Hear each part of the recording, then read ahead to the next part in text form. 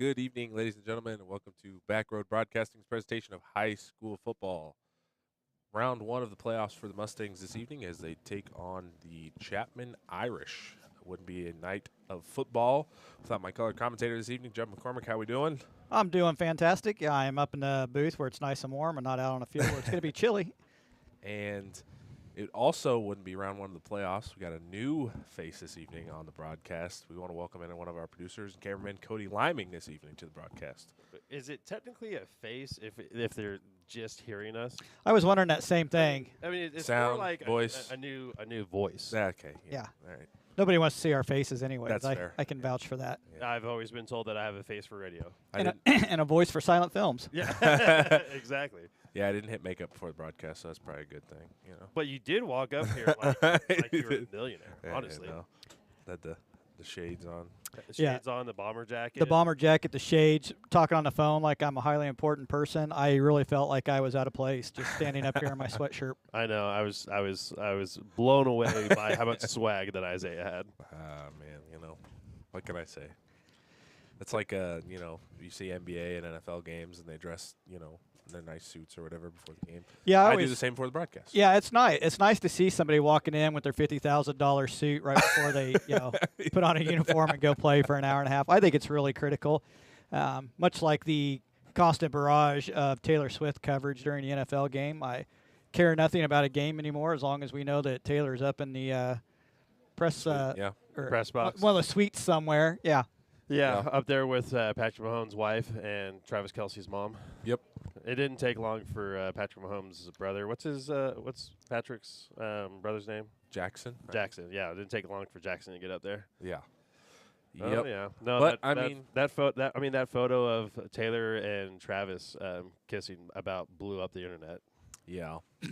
But to be fair, To be fair, he has been playing well while fair. she's been in attendance. So, like, I'm pretty sure with her in attendance, he averages like 99 yards a game.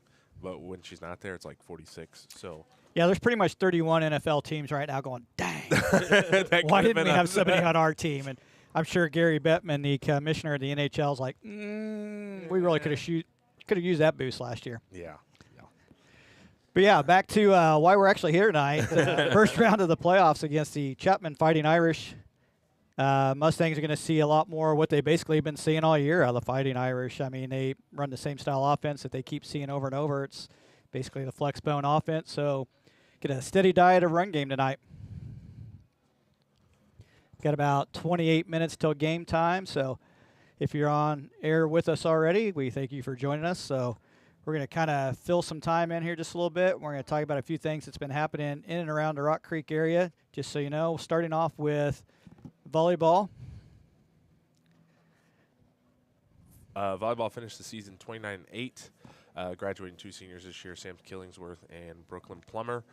They were in action on Saturday last week as they hosted Sub-State. They lost in the second round of Sub-State to Holton, ending up with Sub-State runner-up. But overall, good season. Young team, lots to look forward to. Yeah, it was unfortunate they were the one seed in the East, and I think they had really high expectations. I think they had expectations of going deep in the state, but unfortunately caught a hot team at the wrong time and ended what was a very, very good season. Nothing to look down upon. Volleyball team has been trajectorying in the right direction. I guess that's a new word I just made up, trajectory. But, yeah, positive trajectory there. Like I said, young team, two seniors of Sam Killingsworth and Brooklyn Plummer. Thank them for 4 years of volleyball at Rock Creek and wish them the best of luck. And Judd, weren't you saying that across all the sub-state tournaments in the state, the number one seed lost 4 or 5 times? Like the number one seed at each sub-state tournament didn't make it? Yeah, I believe the first, second, and third seed in the East, all host teams, none of them made it. I think the fourth seed, the only host team that actually made it out of sub-state. So, you know, looking at records isn't necessarily all there is to do. Like I said, with rally scoring, you get a hot hand right there. You can get a team that gets hot, and you know, sometimes it's hard to shut them down. So you just get it together at the right time. And unfortunately for several of the host teams this year in Sub-State, they just sat out for a game and struggled getting it going when they finally got a chance to play. And I think we see that more and more in a lot of sports. Sometimes having a bye isn't necessarily a great thing because another team has a chance to play a game, get warmed up, and kind of get their feet under them. And sometimes it's not always a good thing. So moving on next, we'll talk about regional cross country. So Rock Creek in the regionals had a fine showing last week. Livia Nippert, Lucia Nippert, and Kira Nippert all qualify for state running. That will be tomorrow, so the top 10 runners out of each region go. So Aiden Hunter, Simeon Bolin were automatic qualifiers, but thanks to a great team effort by Rock Creek, they finished the top 3 team at the region. So David Wilkinson, Trent Buckman, Dylan Nelson, and Cooper Mallory, and I believe Mason Bergeron are all going to be running tomorrow at Wamego Country Club in the nice chilly air of the Acacia State Cross Country for the 4A, 2A, 1A being hosted by Wamego Country Club. And presented by. Yeah, we're actually going to nice transition. Little segue there. So Backroads Broadcasting will be producing State Cross Country tomorrow. That will be on the NFHS network. That won't be on one of our traditional live feeds that Backroads has. But again, we will be producing and doing commentary for the 4-2-1A Cross Country State Meet tomorrow. That is happening starting at 10 a.m. with the 4A boys running. Then that again is at the Country Club there in Wamego. And we will be providing the broadcasting exclusively on the NFHS network via the Kansas State High School Activities Association. So very excited.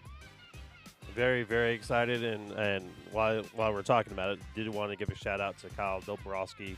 He is the rep at Acacia, as you see the schedule for tomorrow's races on the screen right now. He is the Acacia representative that we've been working with to put this together. So thank you to Kyle Doborowski and all the people there at the Kansas State High School Athletics Association for trusting us with this opportunity to bring this to all of you and viewers across the country. Or across state at least, but potentially across the country. I mean, there could be scouts. You never know. I mean, there could be someone from Tennessee watching, It makes sense.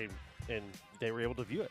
It's in the name, cross country. So. Well, you're absolutely right. And not to give away any great material for tomorrow, but we do actually have 3 ex-champs from those divisions that all won last year that are all actually running in Division I college this year. So tune in with the NFHS network to learn more about who's running at Nebraska or Tennessee or even Northern Colorado. We'll find out. Foreshadowing. I like that. Just about 20 minutes away from kickoff. We'll take a short intermission, and we'll be right back after this.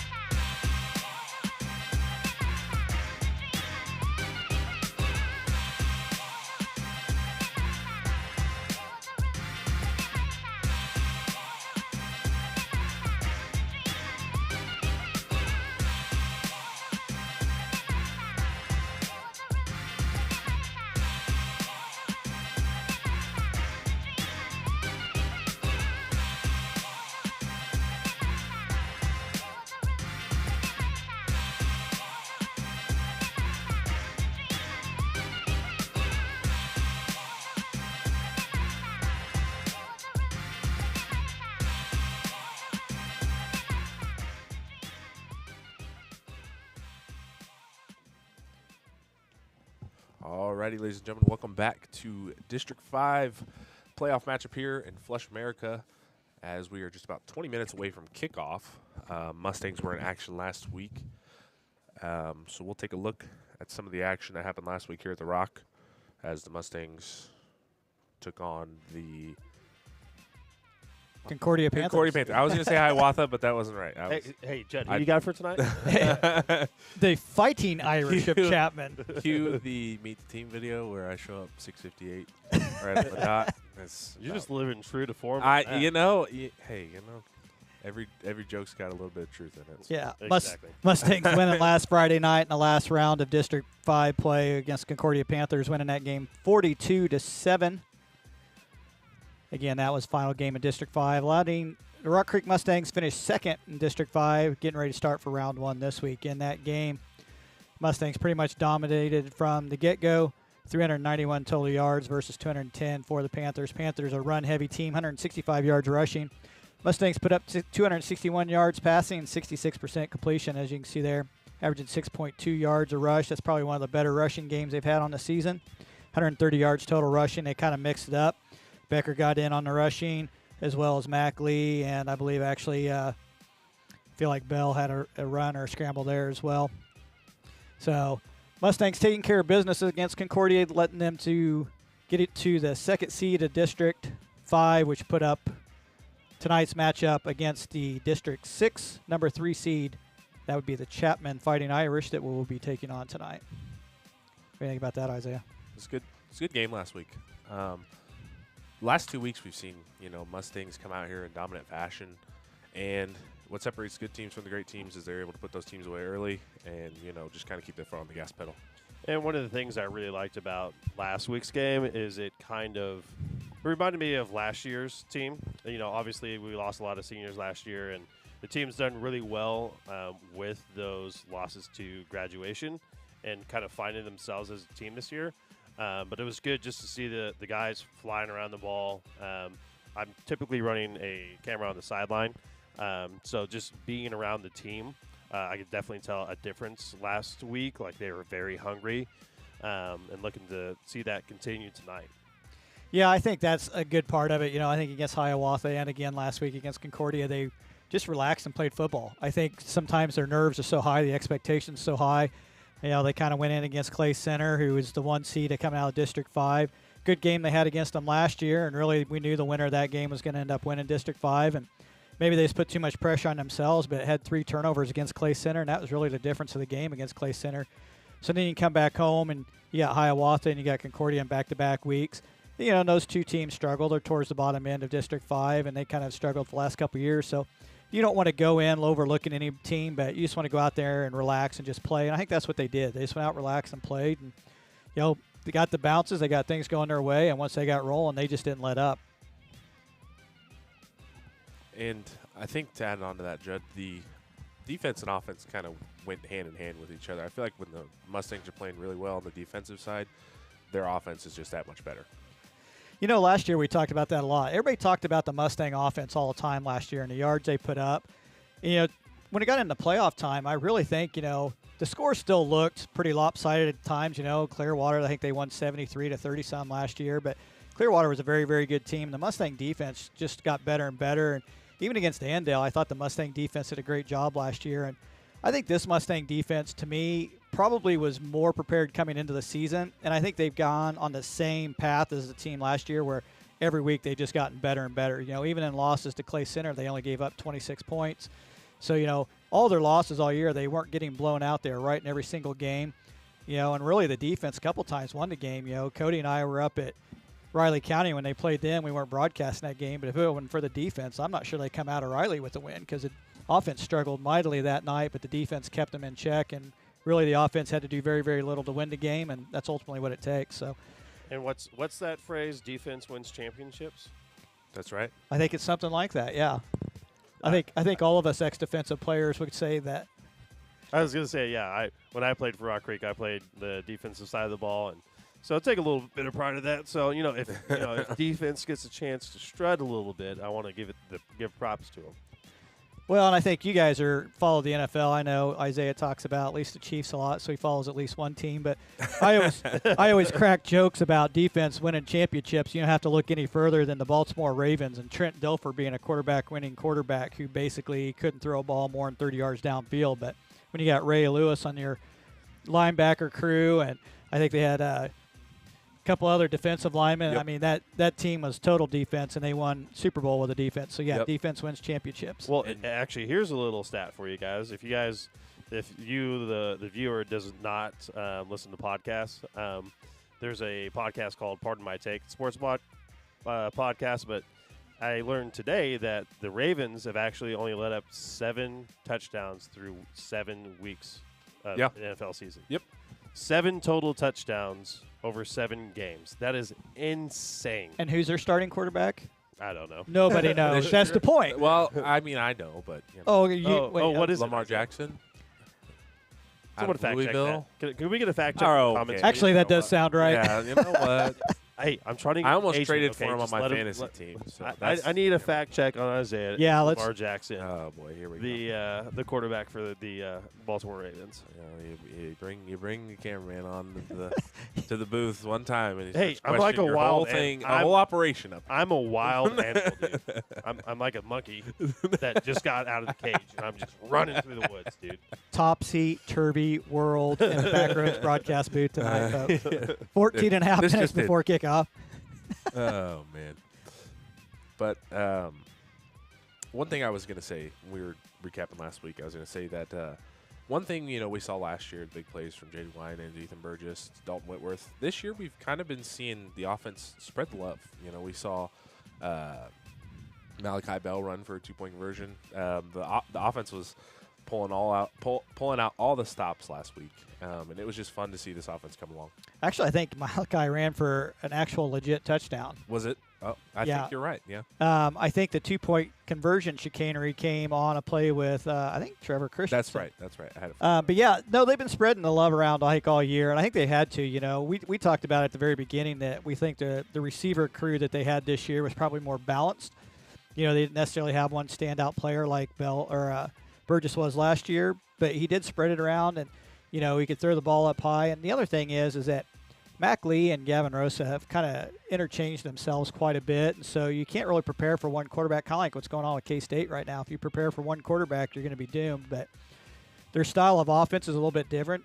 Gavin Rosa, I think, basically is a sit-back pocket gunslinger throwing the ball around. Mac Lee has no issue whatsoever taking off on his feet and putting his head down and trying to pick up a first down. So kind of different styles of play, and I think they discovered early on, that really we can mix it up and move the ball around. So using different sets, getting receivers coming out of the backfield, using different runners. So, yeah, it's been entertaining for sure. We are just under 13 minutes before kickoff, so we'll take one more short ad break, and we'll be right back.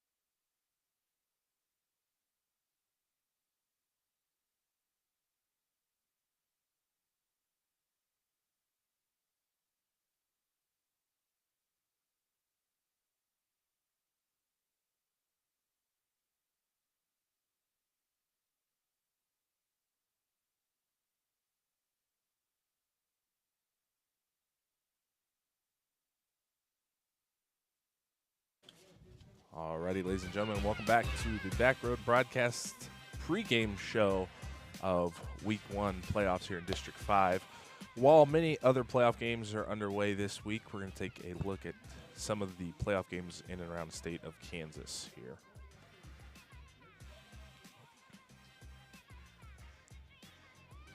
While we're getting that pulled up, just about under 10 minutes before kickoff. It's the students and band get ready to welcome the Mustangs onto the field. And here is a look at that 3A West playoff bracket. Yeah, you can see basically what we got is Cheney's going to be the top seed there. Clay Center sitting clear up at the top. It's got Clearwater tonight. Really what you want to focus on is probably the bottom half of the bracket. We got Wichita Collegiate and Concordia going. Of course, Rock Creek here with Chapman. And the good news is that we get past this game, then we're most likely looking at Wichita Collegiate. One more game down the bracket, and the inevitable Andale is sitting out there waiting most likely. Although they got an interesting Week 1 matchup.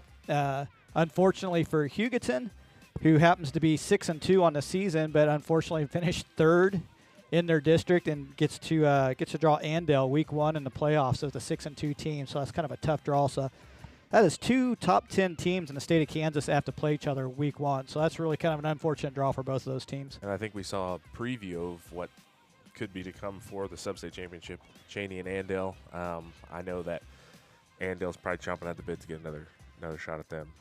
Yeah, I mean, I think that's your odds-on favorite to be the sub-state in that. But, Concordia, they could have a path that way. Andale's proven that they're not quite the team they were last year. I think people aren't quite as afraid of them as they've been the last 4 years. But I still personally think that Andale will end up in the state championship myself. Well, so I feel like there's – all right, it would be a real hot take. But, Andale, Cheney broke their 4 going on 5-year win streak, right? 58 games, yep. 58 games. Broke the longest win streak in the country with that win over Andale. So there's 2 ways you can look at it. Either Andale, because the kids that are there now have never experienced a loss before. So they could either use that as fuel to fuel them for the rest of the season and just take out that loss on everyone that they face, or it could be a confidence-shattering loss. I'm sure that with the coaching staff that they've got and the kids there and how resilient they are, they're going to use that as fuel to just keep driving, keep moving. But, yeah, as you said, Judd, it's we've seen that Andale is not invincible, and that might give their opponents a glimmer of hope that we could pull this out. Like they're not guaranteed to win every game, even though they're very, very good opponents. Yeah, and most likely you kind of said it, with the coaching staff they have and with the players they have, most likely that, yes, it proved to everybody else in 3A that Andale is not invincible, but it proved to Andale that Andale's not invincible. So it kind of is going to refocus, I think, those kids. When I talked to Coach Schmidt last year, he was talking about, it was actually becoming a burden sometimes talking about the streak every week and week in and week out, and the kids are more worried about the streak. If they're going to lose, that's when you want to lose. They lost during the regular season. They lost a district play. They can still walk through the playoffs, start a new streak, still end up with a 5th straight, state championship. So I guess losing a game isn't necessarily a bad thing. It doesn't make you a loser. I mean, like you said, this is the first time that team's experienced it. Any player on that team's ever experienced a loss while in high school. So I think it's just going to be fuel for their fire. And I think we'll probably find out tonight, later on, once they start playing Hugoton, what the score looks like there, whether Andale is back or whether they've lost some confidence. But I'm guessing they have not lost their confidence. And that on what you guys said, I'm not for sure who was on the call for that game, but they had their touchdown in overtime, and it was like I was watching when the Undertaker lost his streak. The running back broke into the end zone. He was like, whoever his name was, he was like, and he cemented his legacy. Down goes. It was a great play-by-play call. Yeah, he may be a trivia question in the world of Andale for the rest of our lives. There we go. But just 5 minutes left here before kickoff as the Mustangs get ready to take the field. And we're going to go ahead and preview this week's matchup between the Rock Creek Mustangs and the Fighting Irish. There you can see the stats for the year. Chapman actually outpacing the Mustangs in total yards for the season, but a big thing to note here is the passing yards. The Mustangs with over 1,500 passing yards, and the Fighting Irish with only 565. But if you skip down a few lines, you can see there on the rushing yards, the Chapman Fighting Irish have 2,003 rushing yards compared to Rock Creek's 822 yards. So Chapman obviously a very run-heavy team, and the Mustangs a bit favoring the passing game as opposed to the rushing game, but somewhat balanced in that aspect. Other things to note, the Mustangs are only a 40% conversion rate on their third downs and a 40% conversion rate on their fourth downs. Could not find any information on Chapman's stats on that. But another thing to look at as well is the turnover battle, with them both being tied at 10 turnovers for the season as the Mustangs take the field. And one thing that stood out to me in those stats, 565 yards for 6 passing touchdowns for the Irish. That is almost 100-yard plays when they decide to go to the air. Yeah, I think they average something like 26 yards a pass. They don't do it often. I actually, when I was talking to Coach Sieben before the game, I was like, they average 25 yards a pass. Why don't they do it more often? And then he pointed out to me, he's like, they only complete 30% of their passes. So, yeah, you probably don't want to throw all that often. But, yeah, they're going to be steady run diet, really what's going on. And really the key players for them to watch tonight is going to be 33, Francis, number 5, Haney, and 12, Curtis. They all have about 400 to 500 yards apiece. So they split it up a little bit more frequently than Concordia did. They actually use all the runners out of that flexbone set. And really they only have one receiver to look at, and that's number 11, Souther. He's got 266 yards and 3 of their touchdown catches. So, yeah, they're kind of a one-dimensional team, but they're really good at that dimension when they get going. Kind of reminds me of the Holton team of 2 years ago. It was either last year or 2 years ago. We played them, and they just played smash mouth football. It was 2 years ago. They put 10 guys up on the line, 9 guys up on the line and said, if you can stop us, stop us. Very much run heavy and very good at that run game. As the Mustangs head out to center field for the coin toss, which is obviously done before the game, and we'll get the results of that coin toss here momentarily. We're at 2 minutes and 25 seconds from kickoff. So with that, we're going to go ahead and do our routes to victory.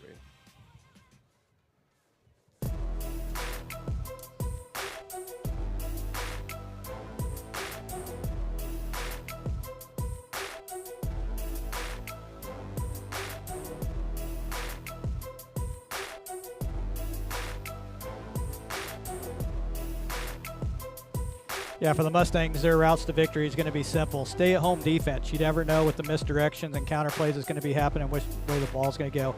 Offense, unstitch the seams. Hey, get those runners going down seam. Get the receivers down seam. Look down there. And for Chapman, keep them guessing and searching. Use those counters. Capitalize on rare occasions. By that, I mean capitalize on the pass play. They very rarely do it, but they're good when they do it. And they could use a little Irish luck in tonight's game. Get the bounces go their way, as we saw earlier, 10 turnovers apiece. Irish want to try to win that turnover margin and try to keep the ball in their favor, control the clock, keep the Mustang offense on the sideline. And the captains for the Mustangs this evening, number 12, Peyton McCarn, number 34, Trevor Christensen, number 30, Cade Welfringer, and number 61, Mason Faith. For the Irish, it'll be number 18. Don't have a name for 18. 71, Weston Langvart. Number 15, Andre Miles.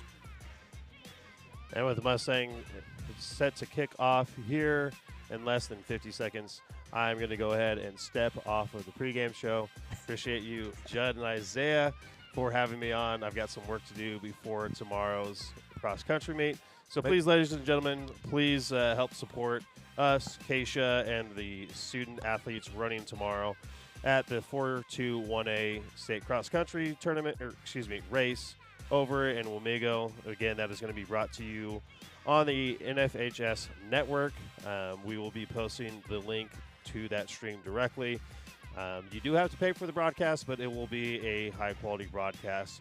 Fingers crossed. And the weather dependent. We were at the mercy of Mother Nature, but I'm going to go ahead and turn it over to Judd and Isaiah. Thanks, guys. Not a goodbye, but see you later, Cody. Thank you for joining us. Any time, boss, if you want to step on here.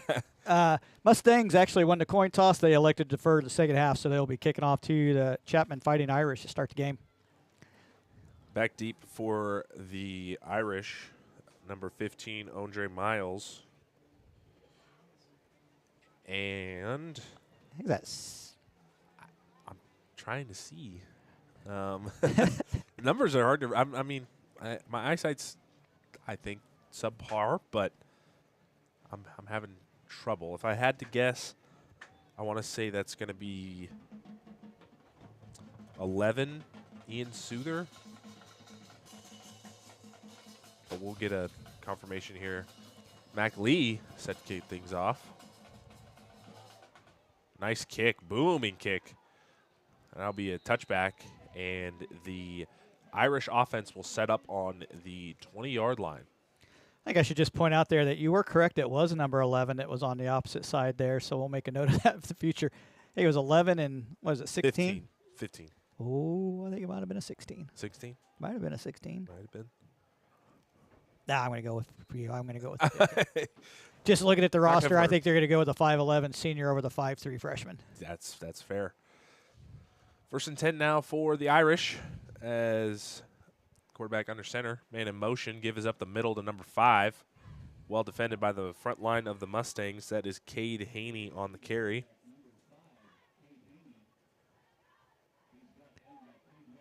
Yeah, it didn't hardly pick up, but maybe a half a yard on that. So, again, the Irish are going to run a flex bone set. So the Mustangs have seen it all year. They know what to expect. So defense just needs to stay home, fill the gaps, play their roles. They've all got a person they got to cover, and they know that they got to do. Man, this front three for the Mustangs has been great, week in and week out here.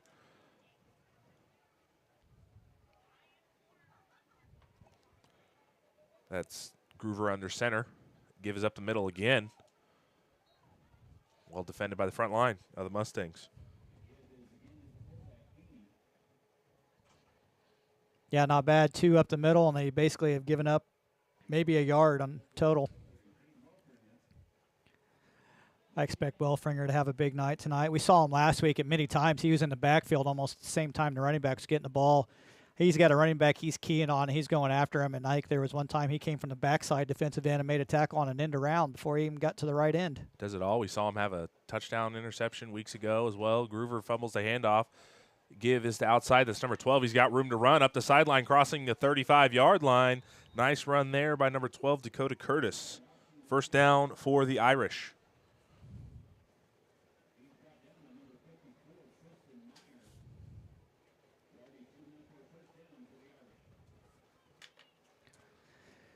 Yeah, so an option play out to the side. It fortunately just got to the edge. You want your defensive end to try to push that back up to the middle, let your linebackers make the tackle. But I think the timing got thrown off a little bit there by the Mustangs with the bobble on the quarterback there. He kind of came out. Wasn't sure he had a play to start with, but he made the right move, got the pitch to the outside, picked up 19 yards. 3 backs for the Irish. Curtis in motion. Groover drops back to pass, fires out to the checkdown man. That's number 7. That's a live ball. Yeah, that's a backwards pass. That was considered a lateral. That was for his intended target, number 7, Cooper Lewis, just off the hands. Medium loss on the play. And to go back to that big 1st down run by the Irish, Judd, I know that, you know, before the broadcast, we've talked about you're a big fan of the NCAA games. I love me a good option play. Yeah, I did too 25 years ago. I struggle with the option now, but, you know, quarterbacks are getting so athletic again. I'm not shocked to see options kind of making a comeback again. This will be 2nd and long now for the Irish. Groover under center. Receiver split out each side. Option play again. That's another loose ball.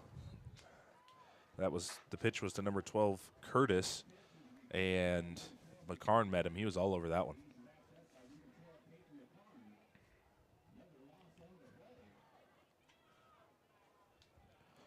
So it seems for the Irish here, 1 step forward, 2 steps back here, 3rd and long for the Irish. Yeah, actually, they're almost back to where they originally were before they got their first down. So I think they were coming off from the 20-yard line. They're actually back on about the 18, 19-yard line now.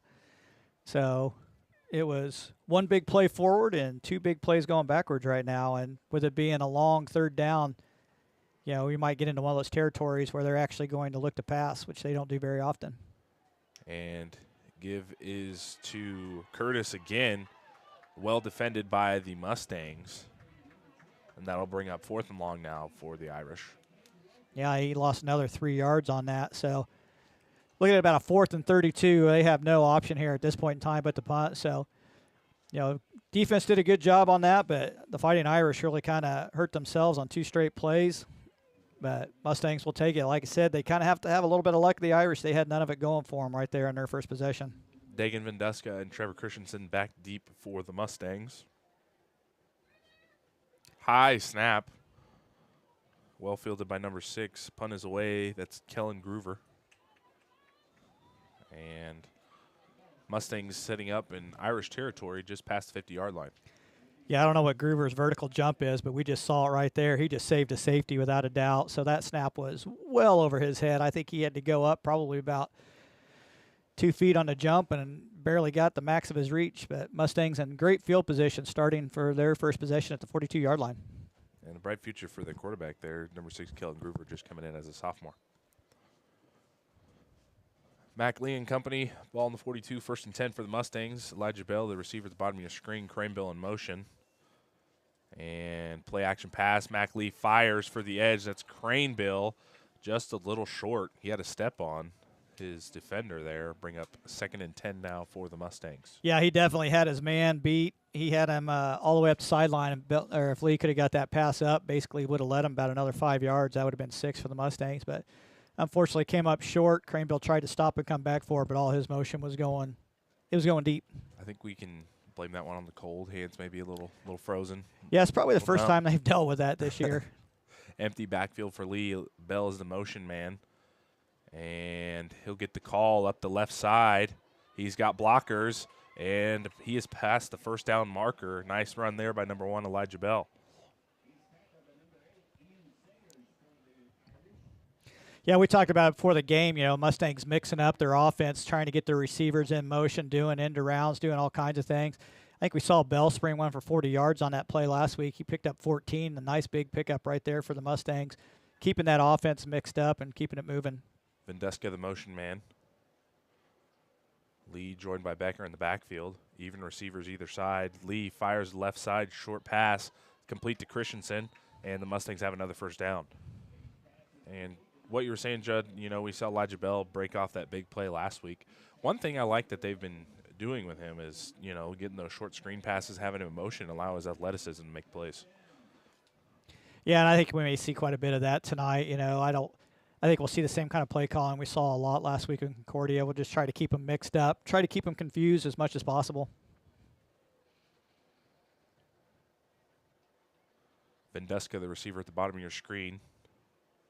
Here's Lee option now with Becker. He pitches it to him. He's got full head of steam. And Becker's in for the touchdown. Mustangs strike first. 7:30 remaining here, first quarter. 6-0 your new score. Yeah, all this kid does is find the end zone, right? That's right. I mean, hey, I said it last week. You got this man on your fantasy team. You know what I'm saying? What did he have? 5 yards, 2 touchdowns last. That's at least 15 points fantasy-wise. So. Yeah, nice 15-yard run there by Drew Becker. Did a good job reading his blocker downfield. Good block downfield by the receiver. Cut it back to the inside, walked it into the end zone. Mustangs with an early 6-0 lead.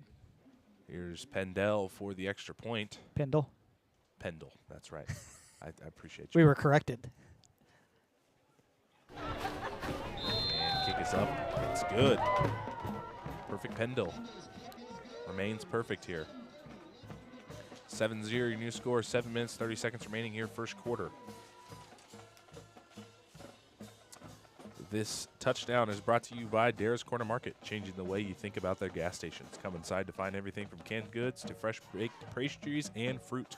Also, don't hesitate to download the Dara's app today to get access to discounts and rewards, as well as great deals and specials every day. Serving 7 convenient locations in the Manhattan-St. George area. Dara's Corner Market is more than just your neighborhood gas station. I can confidently say that I am now a proud rewards member of Dara now. Ah, now you're talking. I'm very happy. It's good. It's good stuff. Apparently, need to add fresh hot coffee to that, as I had to Yes. pick up a fresh hot coffee tonight for our production manager over there, Cody Roach. He had to. Those production guys, man, I tell you, I they always need something. I'm just kidding. me. No, big shouts out to Cody. Both Codys, man. Without this, none of this would be possible. Yeah. They put in the man hours to get it done. And I believe after tonight's broadcast over, they're packing everything up, headed out to the country club to get set up for tomorrow as well. Yeah, that's a dedication right there. I'll be sleeping in my nice warm bed while they're out there freezing. Short kick fielded by the Irish. And good starting field position. That is fielded by number 22 of the Irish. That's Krogman. He's brought down by number 6, Noah Valberg. So now we will see Irish offense hopefully fix a few things, a little more ball security and try to put down a good drive here. Yeah, I mean, the way the Mustangs defense flied the ball, they want to use their speed against them, but right there, last possession, really, the Mustang speed was a detriment to the Fighting Irish. I mean, one little bobble mistake, and they were on them. Man in motion. He'll get it. Tries to cut it back, and he'll be met right at about the 40-yard line. That's number 22 on the carry. Or, excuse me, number 12 on the carry. That's Dakota Curtis. Mustang slow to get up. That's number 54. That is Tristan Meyer.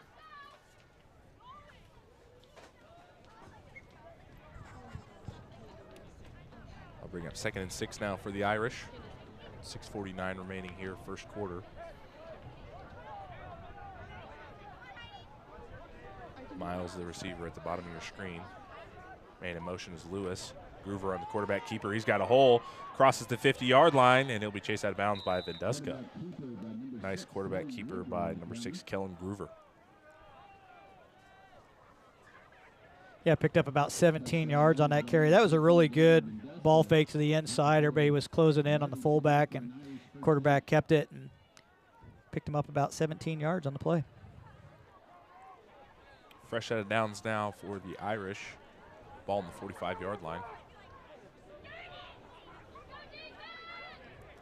Now in Mustang territory.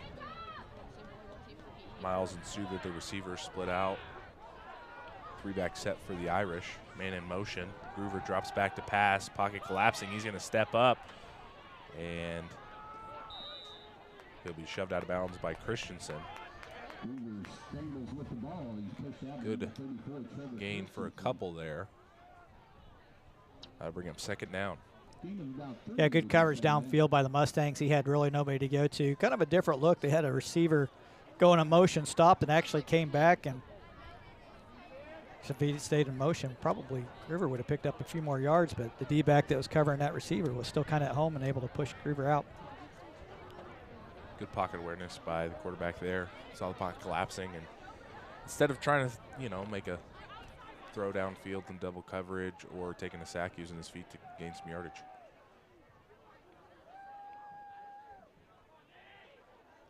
Here's Groover on the keeper again. This time well defended by the Mustangs. He put the ball on the ground. And the ball is on the ground. It's loose. Elijah Bell off to the races. They're not catching him. And he is in for 6. House call for the Mustang defense. 13-0, your new score. Yeah, I was about to say Groover met a wall there. He just came to an abrupt stop, and that ball popped free, and Bell was in the right place at the right time. And again, for about the 3rd week in a row, I think the Mustangs scoop up a fumble and take it all the way back for a touchdown. I think he was met in the hole by number 35, Cooper Sieben, and number 7, Ezra Spiller. So, well defended by the Mustang defense. And that's 3 takeaways in 3 weeks for the Mustangs now. Looking good.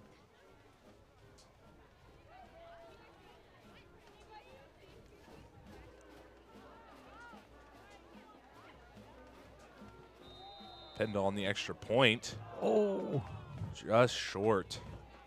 Wonder if that got tipped at the line there, maybe? That's hard to tell. Chapman did a good job getting some penetration in there and got into the backfield, and looked like he kind of had to short leg it a little bit just to get the ball off and wasn't able to follow through. And I think that lack of follow through came up just short as that ball hit off the crossbar.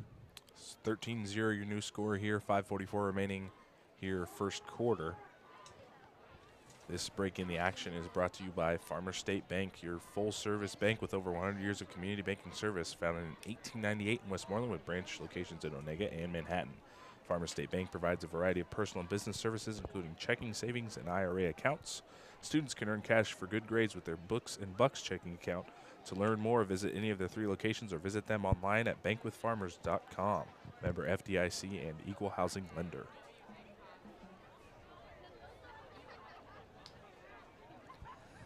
So far tonight, the luck of the Irish has not been going quite right for the Fighting Irish.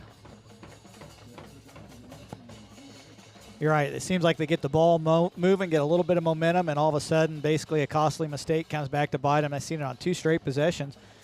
Positive yards going the right way, and then right now, basically 4 unforced errors that are happening to the Irish. And, you know, you could look down on the offense and say, yeah, they're down, they're out. But, you know, 1 score, they get a 1 score here. It's 1-score game.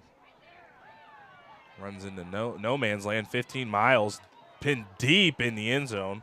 Tried to cut it back to that left side, but good job by the kicking unit there.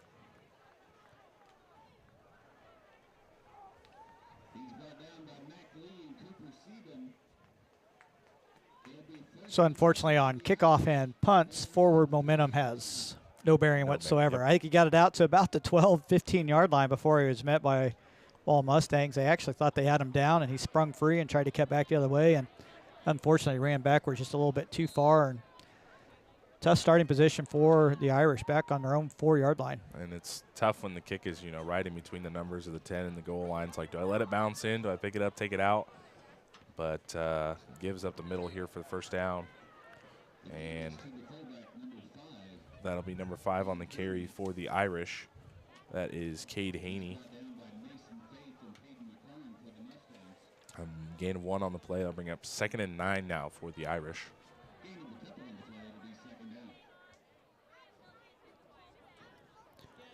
Yeah, and it's going to be a long, drawn-out drive here right now. I mean, they could spring one for a long ways, but Mustang has great speed on the defense.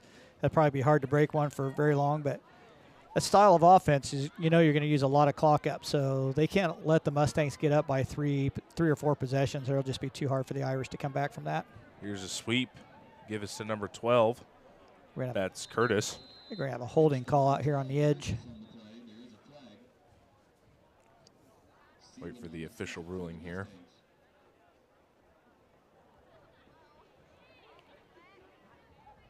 Speaking of officiating, George Ebert, I don't know if for those of you that turned into the broadcast last week, got a little flyover of the Rock Football Complex. 50 years of service for the Acacia official, one of the greats, if you will.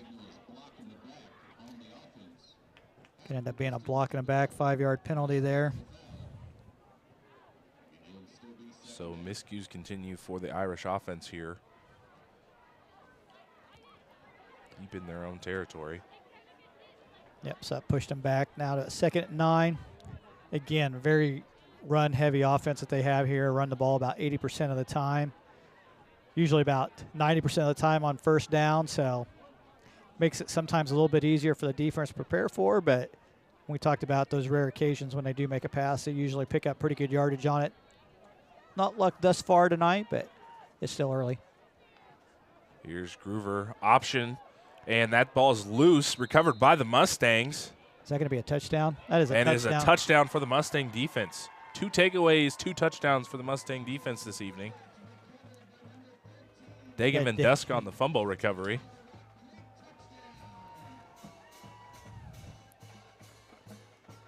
So here we are. We're going to break out the bingo cards for scoring again. Did you have 2 fumble recoveries for a touchdown on your bingo card? You may be a winner tonight. You see Judd in the booth here to claim your prize. You can receive a stuffed bandit. The Backroads Bandit stuffed animal available for those who have a full bingo card. Or a solid high five, one of the two. 19-0 your new score, 4:13 remaining here, first quarter. Mustangs going for 2 here. Man in motion's Christensen. And a little check down pass to Christensen. Tries to get it to Bell. A halfback pass, but that'll be swatted down by number 12 of the Irish. That's Dakota Curtis.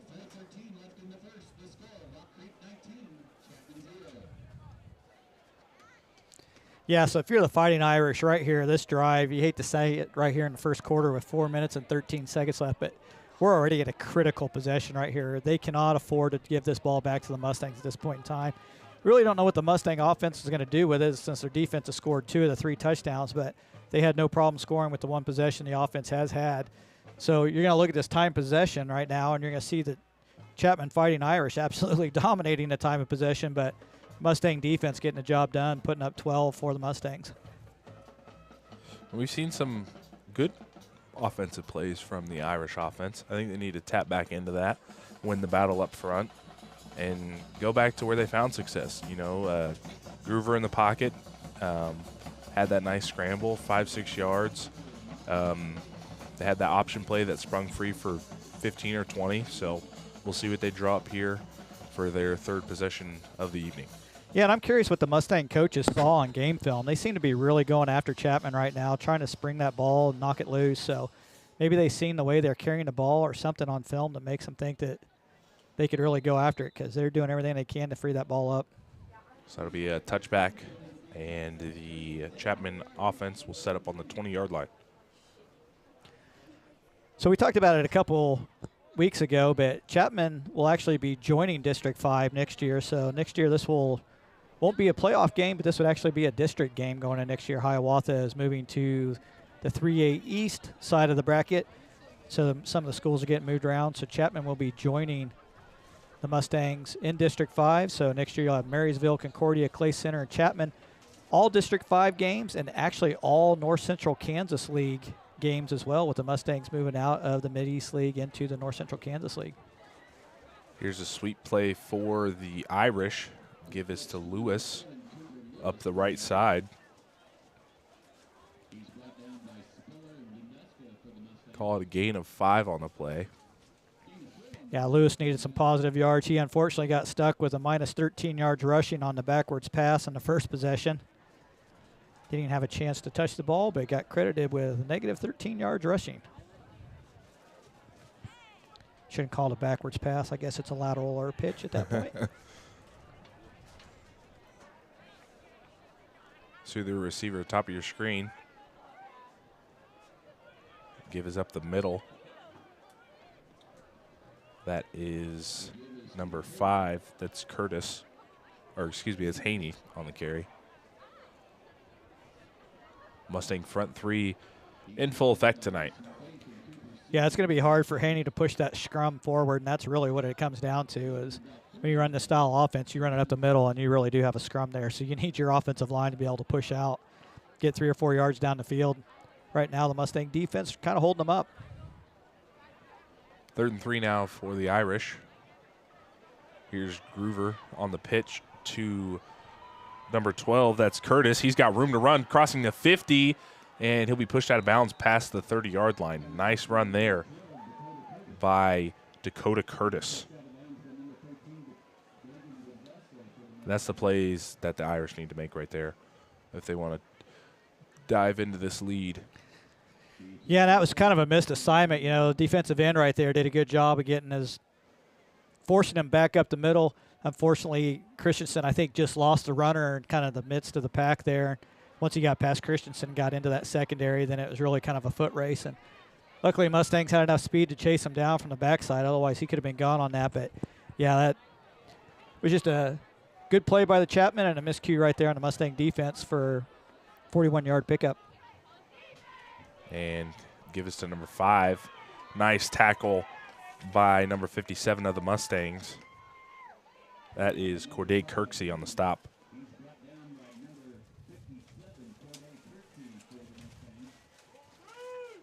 Second and 10 now for the Irish. No gain on the play. Yeah, believe it or not, Haney is the leading rusher coming into this game as the fullback. He had 523 yards rushing and 4 touchdowns.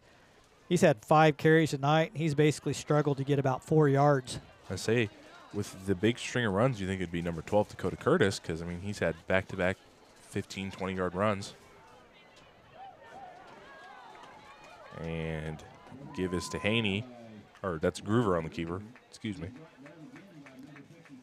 57 on the stop for the Mustangs. That's Corday Kirksey. Back-to-back stops.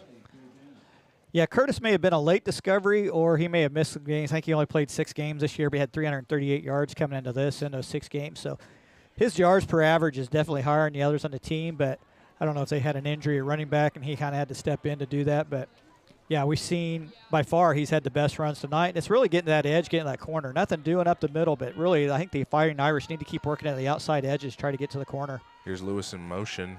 Groover back to pass. He's got a man. That's going to be picked off by Elijah Bell. He's got a lead of blockers crossing the 40, and he'll be shoved out of bounds at the 45-yard line. So another takeaway for the Mustang defense. You know, that may have been the answer to the question. Why don't they pass a little bit more often? That pass had no shot at getting the actual receiver. Bell, good job just sitting in the zone, waiting for that pass to come in. Fumble recovery for a touchdown, interception now, returned it back for about 25 yards.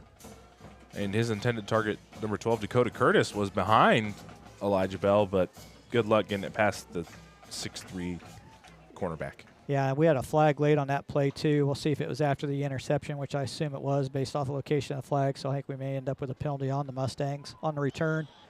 So they may be looking at starting at the 30-yard line instead of the 40. We'll wait for the signal.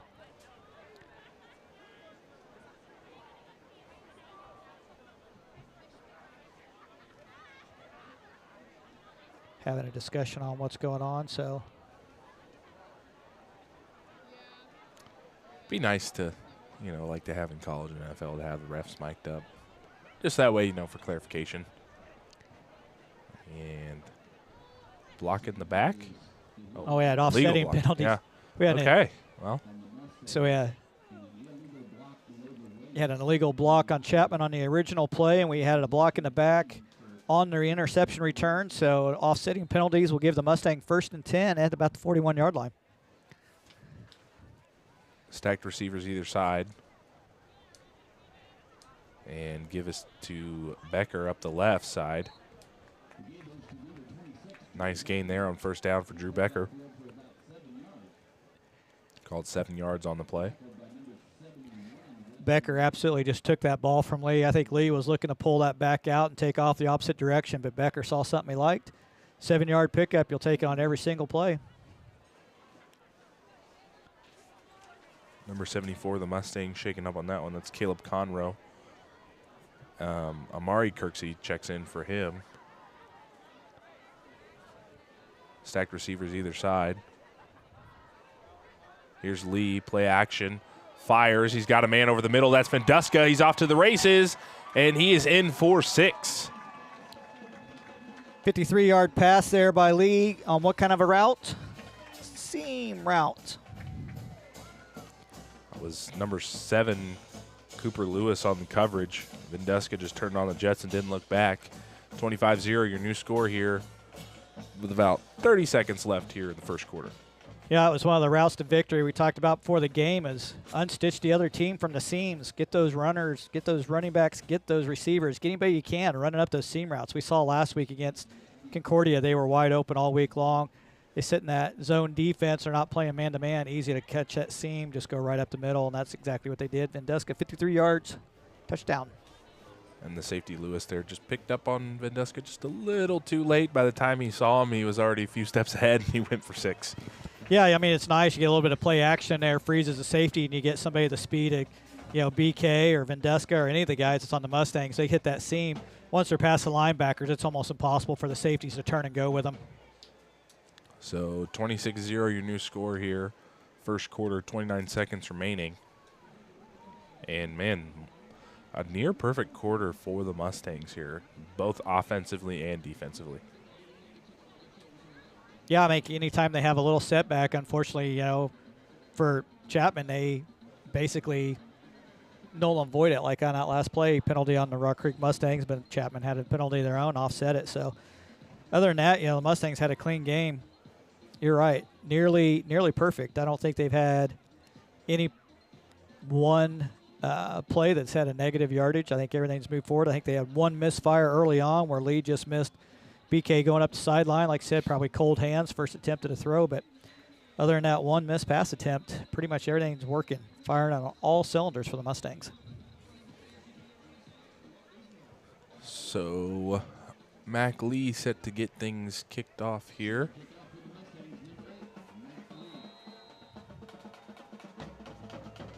Souther and Miles back deep for the Irish. I'll take a hop near the goal line. Miles picks it up, running to the right side. Just go down. And he's going to be brought down in the end zone. It's going to be a safety. Wait for the official call here. How about that? Mac Lee in there on the tackle. Not too often you see your kicker getting in on the action. I believe they're going to spot this on the 2-yard line. You know, I actually think that's a rule of football. I think with high school football, I don't think you can get a safety because traditionally when the ball goes into the end zone, whether you're carrying it or not, it's actually a touchback. That ball just died on the 3-yard line. I think they thought maybe it was going to roll out of bounds, but great kick by Mac Lee. And, yeah, Mac Lee not content to be the safety valve as a kicker. He's downfield making a tackle. So Chapman starting on the 3-yard line. There's Lewis in motion. Give is up the middle to number 12. Check that. That's number 33, Brecken Francis on the carry. Picked up about a half a yard. That's the end of your first quarter. At the end of the first, 26-0 your score. Second half action coming up. This break in the action is brought to you by Faith Furniture, serving the Manhattan and the surrounding area since 1952. Faith Furniture takes pride in the value, selection, knowledge, and family experience for all of their customers. Whether you're looking for a full arrangement of great-looking furniture for your living room, dining room, bedroom, and office, or just looking for the perfect accent to tie the room together, Faith Furniture has what you're looking for. When it comes to buying new furniture, you gotta have faith. So tonight we've got only a couple of Bandit Brain teasers for you. We realized we were struggling to get 4 of them in last couple games. Everybody seems to really like those, but tonight we're going to focus on Halloween. So I'll let everybody put on their Halloween thinkers here. When we get started here in the second quarter, we'll be bringing you our first Bandit Brain teaser. Halloween-themed questions.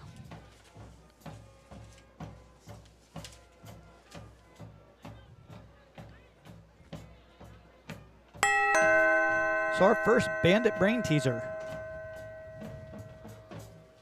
In what country did the term jack-o'-lantern originate? In what country did the term jack-o'-lantern originate? Is it A, Scotland, B, Germany, C, the United States, or D, Ireland? I'm trying to, keep my semi-perfect record here. Semi-perfect. I don't know if I want to go with Scotland or Deutschland. Scotland? Like I said, I'm going to go with my gut instinct here. I'm going to say B, Germany. Final answer. Give up the left side here. Nice run by Curtis. Brought down just shy of the first down marker. And for the Chapman offense, I'm going to keep going back to my workhorse here. That's number 12, Dakota Curtis. And, he's finding the holes outside, and he's hitting them hard. So, yeah, I don't disagree with you. I think they've had the best luck with his speed on the outside edges. There's been a no-go for Haney up the middle, but Curtis has had the speed to get to the outside. If Groover can get him the ball a full head of steam before he's hitting that corner, he's usually picking up positive yards. Flag on the play. It's going to be illegal procedure of motion on the Irish here. Oh, I stand corrected. That is on the defense. That'll be 5 yards for the Irish. What, no free play? I'll bring it 1st and 10.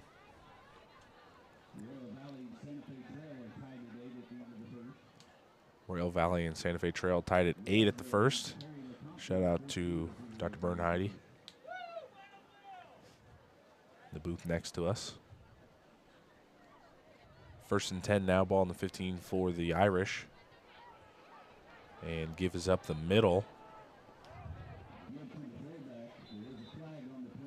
Oh, another flag. Flag on the play. Looking like the Oprah Winfrey show. You get a flag, you get a flag, and you get a flag. And if you look under your seat, you will see yellow flag.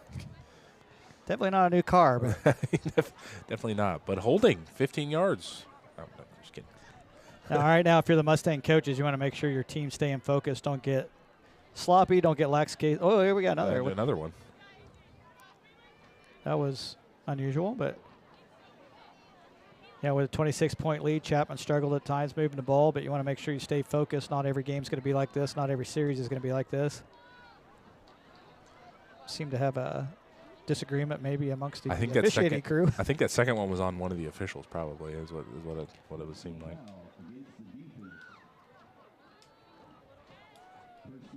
Offsetting penalties again.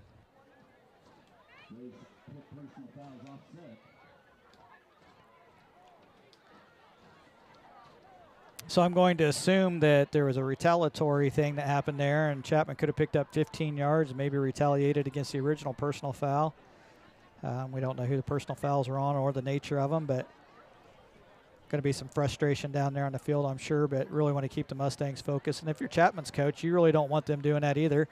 I mean, you just lost 15 yards off a potential personal foul by retaliating or doing one yourself, so he's got to keep his team focused and get him back going. It's still early on in the first half. We just got started with the second quarter. And like you said, we've seen them spring them for 40 yards here or there, so they could break one at any point in time. Here's the give up to the right side. Met by a host of Mustangs on the tackle. That give is to number 7, Lewis. Seems to be pleading his case for something there in the bottom of the pile. And you take away the miscues on offense for the Irish, and they are, it's a 1-2 score game. It's just any sort of momentum they've had has just been taken away by turnovers. Yeah, it really could be a one-possession game. Mustangs scored twice off of a defensive pickups in the end zone, and they hold on to one of those, they go down and score, and yeah, they're in this game. So the costly turnovers for them right now. Give is up the middle, short gain. It's number 33, Francis, and he was brought down by number 7, Ezra Spiller. 4th and short now for the Irish. Big 4th down conversion here if they can get it.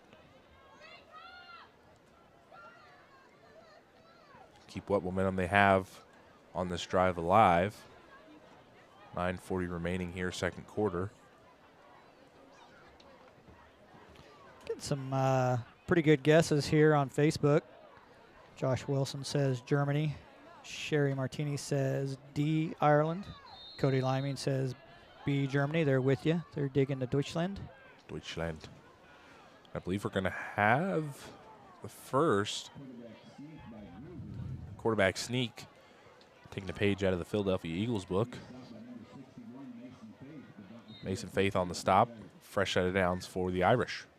I believe that's only their second or third first down based off of an actual play, not a penalty.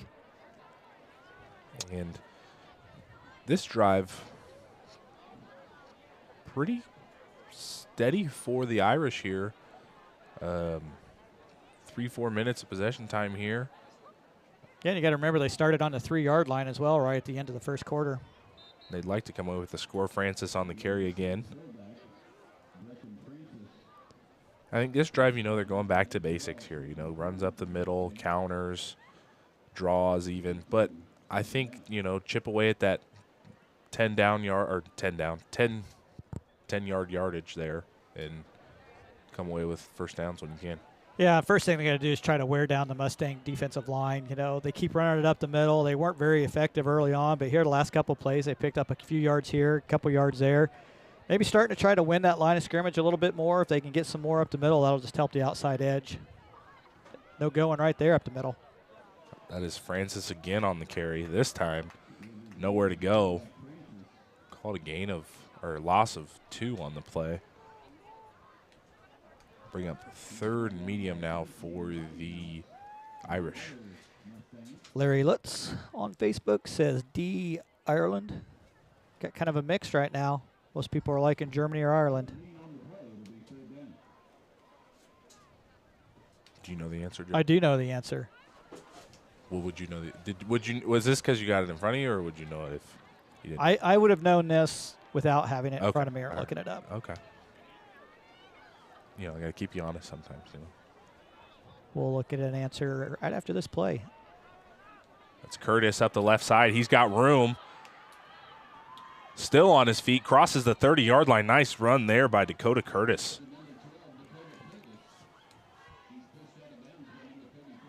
So that's his second 40-plus yard run on the exact same play, the exact same side of the field. So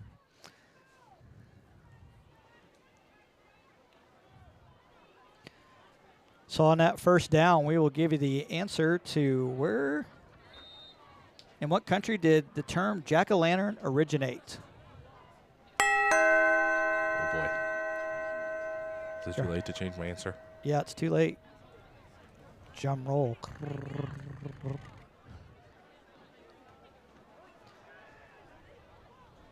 Like you go Curtis here to the right side. Nope, they're going to go. Francis up the middle. Nice tackle there by Trevor Christensen and D, Ireland. the Irish. Jack-o'-lantern. Now that you say it like that, it makes me. That's why I think didn't say that it was jack-o'-lantern. By the O'Reillys. Irish. Not the O'Reillys. Or the O'Neills. So is that where Halloween originates then? It is. It's It's an actually Irish started holiday? out as a Celtic holiday. I believe Samhain. I think that's how it's pronounced. Yeah, it's goes back, many think, even up to 4,000 years BC. Option, give us to Lewis. He's got room. Crossing the 10, 5. He'll be slung down just before the goal line.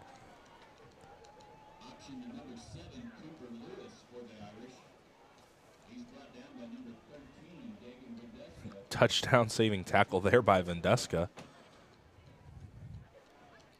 And Irish now knocking on the door of the end zone. Yeah, I mean, this has been an impressive drive. Again, they started on the 3-yard line. They got it down to the Mustang 1. So right now they're sitting at about, if I'm doing my math, they've picked up about 96 yards, trying to get that last one to get pay dirt. And The bulk of it's been on 3 plays, really. and half the quarter time of possession for the Irish there as well. Give us to Francis. Powers in. He's in for the touchdown.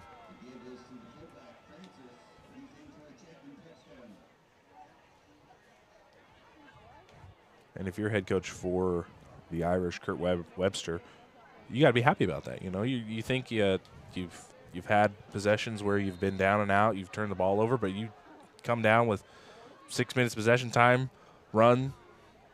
You know, you think you can cut into this lead. Yeah, it absolutely couldn't have gone any better for the Irish on that one. You got 97 yards to pay dirt. You basically get one play off in the first quarter. It could have taken easily 8 to 10 minutes to cover that whole field, the style offense they have, but thanks to 2 big runs, they put it in the end zone in less than 6 minutes.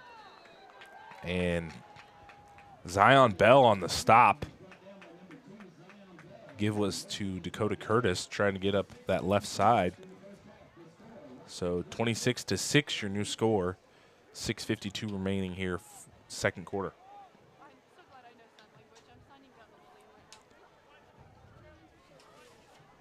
This break in the action is brought to you by Liming Productions. Based out of St. George, Kansas, Liming Productions is your source for 5-star wedding videography, event videography, and corporate events, small business commercials.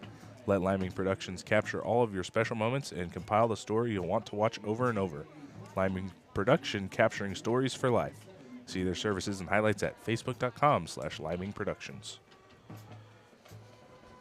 So not an actual Bandit Brain teaser, but for those of you who are listening, I'll give you a little bonus question.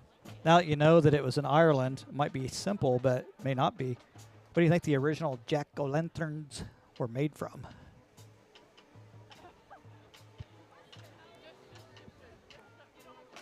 I have an answer, but I don't think it's right.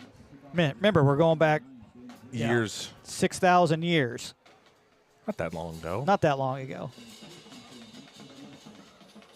I want to say, just pure guess here, trees. That's my guess. I don't know. Wood. That's Spiller on the kickoff reception. And ball's loose. That was recovered by number 11 of the Irish. That's Ian Souther. And luck beginning to turn for the Irish here. Yeah, bad turn of events there for the Mustangs. Again, getting sloppy. I talked about it, trying to stay focused and make sure that they're keeping their head in the game. Weren't really ready on that kickoff. Got the ball and could have easily just taken a down ball and had the Mustangs starting at the 30-yard line. Instead, the Irish got it back. No time hardly off the clock. 1st and 10 on the 40. Here's Groover back to pass. Check down first receiver. Tipped into the hands of Christensen. And he's off. Or no, that's Welfringer. He's off to the races. He's in. So 2 pick sixes for Cade Welfringer. Heads up play off the tip pass for his intended target. That was Cooper Lewis.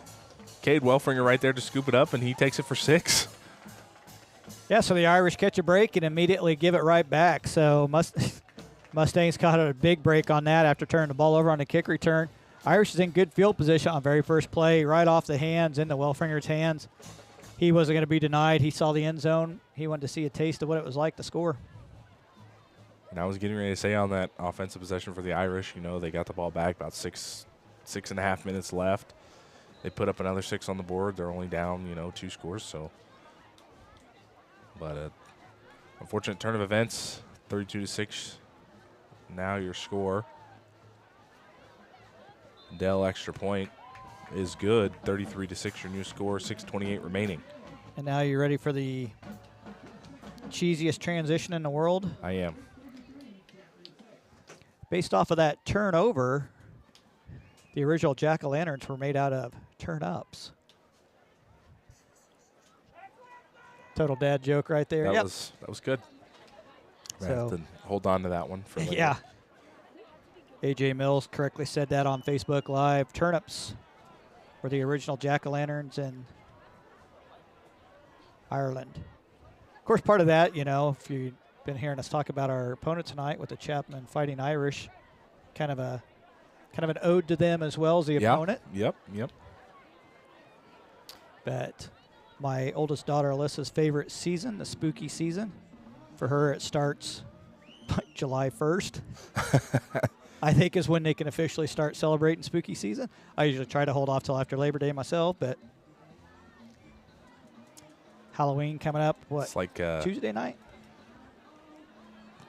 People that go straight from Halloween into Christmas, and I'm like, no, you got Thanksgiving, and then after Thanksgiving, then you can get into the Christmas. I'm with you. I'm a Thanksgiving person. It's all the delicious food at Christmas without the pressure and heartbreak of presents. That's well said. Well said there, Judd.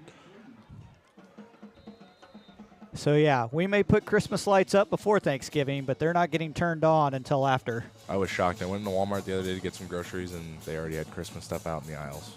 I had stuff out, I think, at the beginning of the month. Short kick.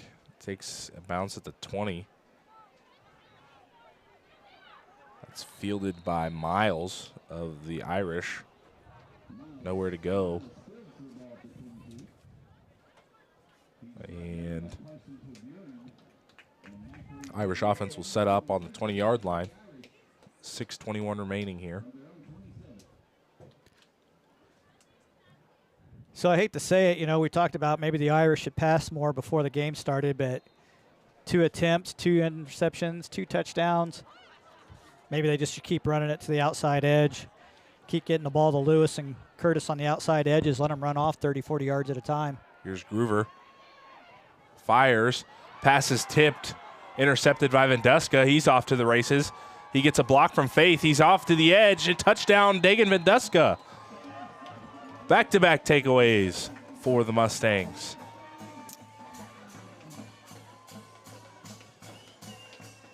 39-6, your new updated score. Unfortunately, the Irish coaches didn't have a chance to listen to me prior to that play. 3 pass attempts, 3 interceptions, 3 touchdowns for the Mustangs. If you have the Mustang defense on fantasy this week, putting up big numbers here, is that as their 4th takeaway of the evening? 5th. 5th takeaway of the evening. 2 fumble recoveries, 3 INTs. 4 of them for touchdowns. I've been curious to see what the Mustang offense can do if they get back out there. At this rate, they're not really needed defenses.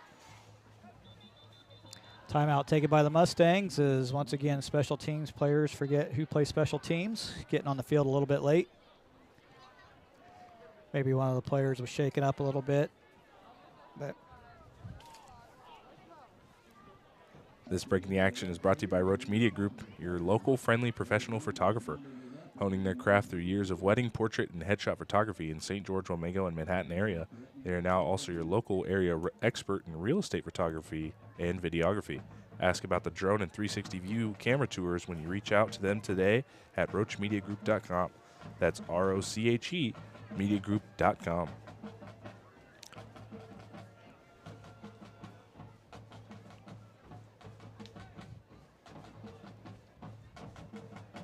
So 39-6, if you're just joining us, Mustangs out early. And it's really been the story of their defense this evening, as 5 takeaways, 2 fumbles, 3 INTs, 2 of those INTs going for 6. So 3. 3 of them. 3 interceptions for touchdowns, 2 fumble recoveries for touchdown, 1 actually in the end zone, 1 was picked up in a scramble for about 25, 30 yards, I believe it was. Yeah, Mustangs have only scored 1 offensive touchdown so far in the evening. That was on about a 17-yard run by Drew Becker, I believe. Oh, wait, no, there was a pass to Mendeska up the seam as well. Extra point is good. 40-6, your new updated score. And, you know, what was Cody saying during the pregame show? Defense wins championships. Defense wins championships. Mustangs defense looking very good this evening. Yeah, 40-6 with 6:08 left to go in the first half, and I think if the Mustang coaches would have been told that they'd had 5 defensive touchdowns, they'd have probably laughed in my face. But I don't know if the score would be that shocking, but how they've scored has probably been the bigger shock. But you know what's funny is I'm sure they're going to get into halftime, and even though they've got 5 defensive touchdowns, you're still going to look at the fact that they've given up a 41-yard run, a 42-yard run, a 31-yard run. Chapman has gotten to the edges, and they've gotten the yardages they've needed. They just have not taken care of the ball. They've been lackadaisical with the ball. They haven't protected the ball when they're running it. And really, 3 of those interceptions, 2 of them probably could have been avoided just by keeping the ball and trying to run it for a couple yards. It wasn't really there, but, again, you said Gruber's, a sophomore? Yep. So, you know, when you only throw the ball about 20% of the time, you got a sophomore quarterback. He's still learning the game, trying to read the defenses, and Mustangs do a good job of switching back and forth between a cover 2 and their man and their zone. So he'll learn that, and I think he'll be good. I think he still has a lot of time to learn the game, and he's going to be a good quarterback for him. Short kick. That'll go out of bounds at the 35-yard line.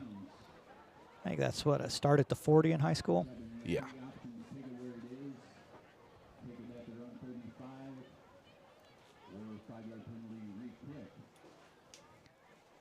So here comes the Chapman offense. 6:08 remaining here, second quarter. And if you look at their first score coming off of their 2 possessions ago, took about 5.5 minutes off the clock. So theoretically speaking, they take another 5.5 minutes and then cut into this deficit a little bit here, and then we go into halftime. And for my money, I'm going Curtis left, Lewis right, Curtis left, Lewis right, Curtis left, Lewis right. Francis up the middle. Maybe Francis up the middle. The last couple of times they've gone up the middle, it looks like the offensive line has been getting a push. On that touchdown run, I think they could have picked up 12 yards on that particular run. And here's Curtis up the left side. Gets a block. He'll be brought down just shy of the 40-yard line. And flag on the play. Have a hold out there on the edge, maybe. What did I say? Curtis left, Lewis right. Yeah. So I'm guessing with my vast knowledge of football prowess, if I'm saying that, I'm sure the Mustang coaches are well aware as well. do you do a little game planning before the broadcast, you know? Touch in with Coach Seaman. He checks in with you. Hey, what you got before the game, Yep. Judd? Yep. Well, you know, here's what I've compiled, you know. So holding is going to be a penalty from the line of scrimmage, not a spot foul anymore. So 10-yard penalty from the first down marker on the line of scrimmage. So it'll be 1st and 20. Judge, you do it all, you know. You got your football knowledge and your expert statistician, you know. Yeah. I'm not sure I'd call myself that, but that's all right. I'll take it. 5:49 remaining here, second quarter. 1st and long for the Irish. Option play. Here's Lewis. And nice tackle by Elijah Bell. Yeah, see, Curtis left, Lewis right. Leaves one other option. Guess we're going to go with Francis up the middle on this one, maybe? I think so. 2nd and 26 now for the Irish. Lewis gains back some of the yards on the penalty. 5 minutes and some change remaining here, second quarter. Yeah, so on 2nd and long, they usually throw about maybe 20% of the time. No luck throwing tonight. I think they're going to avoid that a little bit more. Let me guess. What do we have there? Francis up the middle. We do have a flag on the play. Man, Two I'm flags on the play. starting to scare myself here with Francis up the middle. 3 straight calls. As you know, as people would say, the running joke about the NFL this year is the script. So I think Judd got the script for the game before.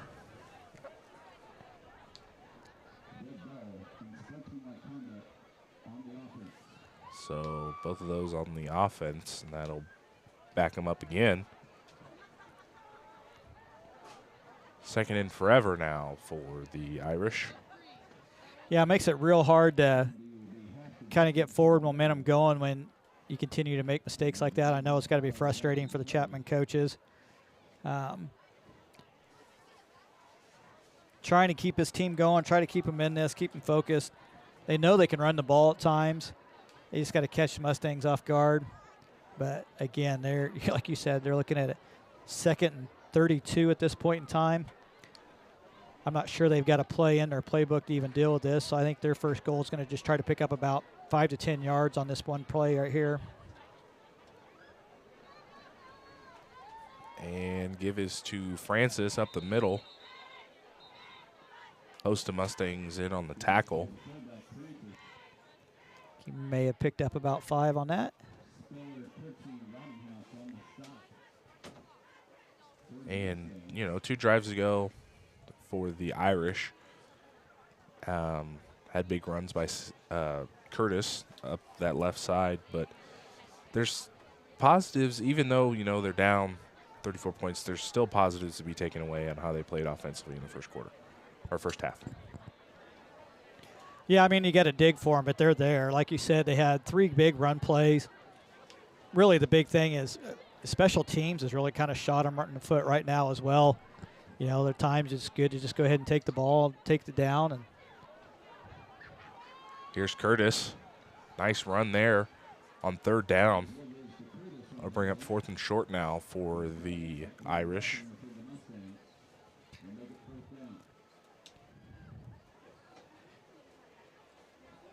Yeah, he picked up about 14 on that. It was a good run. He actually had quite a bit of daylight. Got tripped up just a little bit there. He probably could have picked up about another 8 or 9 yards if not for that shoestring tackle, but at least they got themselves some breathing room. They would have been backed up clear in the end zone trying to punt this away. So not much wind blowing at this point in time, about 42 degrees, 0 wind, but Mustangs should be in good field position after this punt.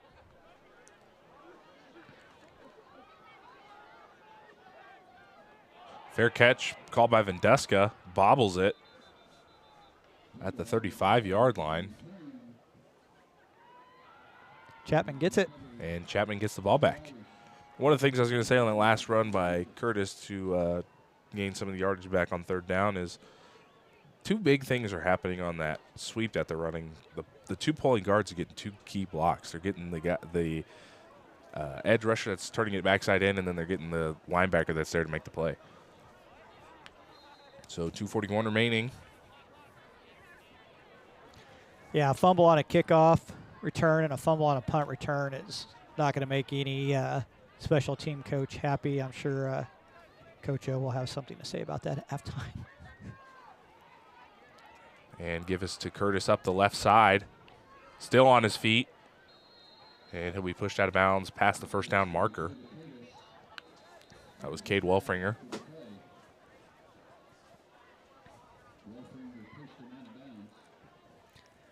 About another 14 yards on that carry. So back-to-back carries for Curtis at the left side for 28 yards. So, again, they can find the seams and they can get the ball up the field. It's just unforced turnovers and errors. It's really kind of plaguing the Fighting Irish right now. Say, has Curtis eclipsed triple digits yet? He's got to be close. Yeah, he's had runs of 18 yards, 41 yards, 40 yards, two back-to-back 14 yards. I don't have the exact total for you, but was there another penalty on that play? Yeah, I believe that was on the defense.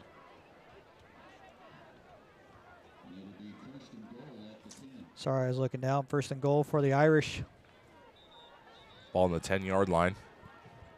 2:36 remaining here in the second quarter.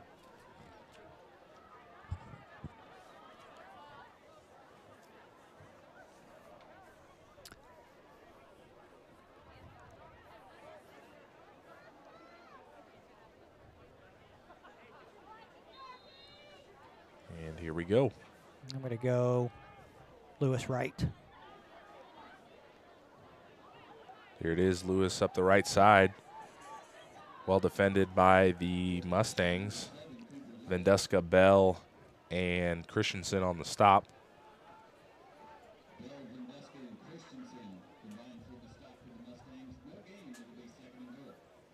No gain on the play. Second and goal coming up.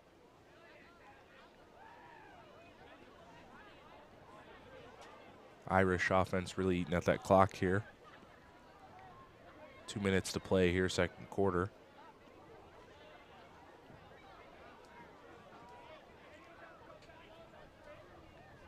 Souther and Miles receivers split out. Groover back to pass. Pressure coming, fires into the end zone. Dangerous pass. Spiller, Bell, both Bells there. Vendeska. Yeah, I think Souther was the intended target, but the defense in the backfield so long. Again, it's hard for a right-handed quarterback to roll left, especially a young quarterback. He's got to try to stop and throw. Groover on that basically just wanted to get rid of the ball before he took the sack and kind of just threw it out there. He was fortunate this time that it fell into the ground and not into anybody else's hands. There were Mustangs all around it, but, yeah, I believe Souther was the intended target, but it was back behind him trying to throw against the grain.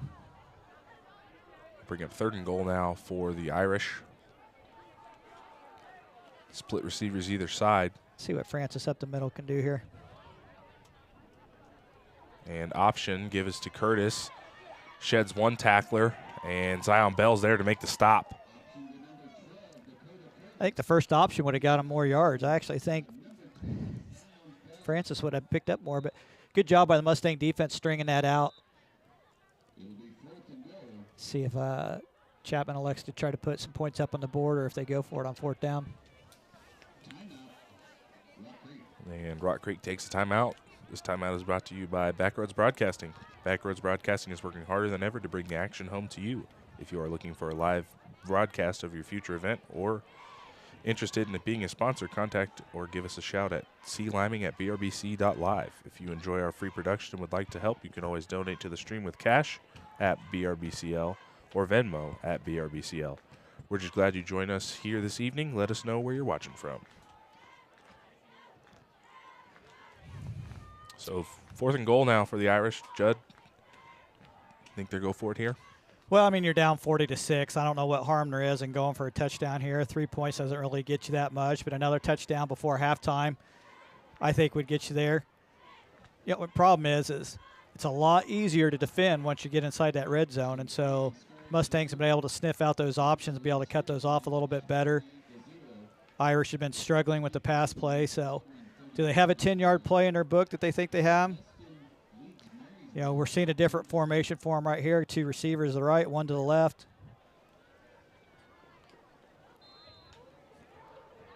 I sense trickery. Here's Groover back to pass. Rolls to his right. Pressure coming. Steps up in the pocket. Fires. Intended target was Curtis. And that'll be incomplete. Turnover on downs. I think Vendeska got his hand on that ball. Otherwise, it just about had it. So good play drawn up. It's good pass play. Good job by Groover there to find the seam and found Curtis in the end zone. Just a better play by Vendeska to knock that ball down. Save a potential touchdown for the Irish. Mustangs will take that ball back over on the 10-yard line. So for the first time in a while, we see the Mustang offense take over. 1st and 10, ball on the 10-yard line. And we have a new quarterback in the game. That's number 4, Gavin Rosa. Yeah, last thing you want right here, the Mustangs, is a pick 6. And I actually think they had a – And I think you got to end up with a pick. But yeah, right as he says it, we have a ball that's tossed up. That's Craneville. And that's number 15 for the Irish on the takeaway. That's Andre Miles. So even though the Mustangs are up big here, second quarter, back-to-back turnovers for the Mustangs. Yeah, I just had a sense of a pick 6 coming. Gavin Rosa in there. He's a relaxed quarterback. Sometimes he makes throws he shouldn't make. Actually, I think it was a pretty good throw. Craneville and who was it? Number 12, Curtis, was basically playing tug of war. He was going to come up with that ball first, and Curtis won the battle. And Irish, again, got the ball back with a minute 13 left to go in the first half.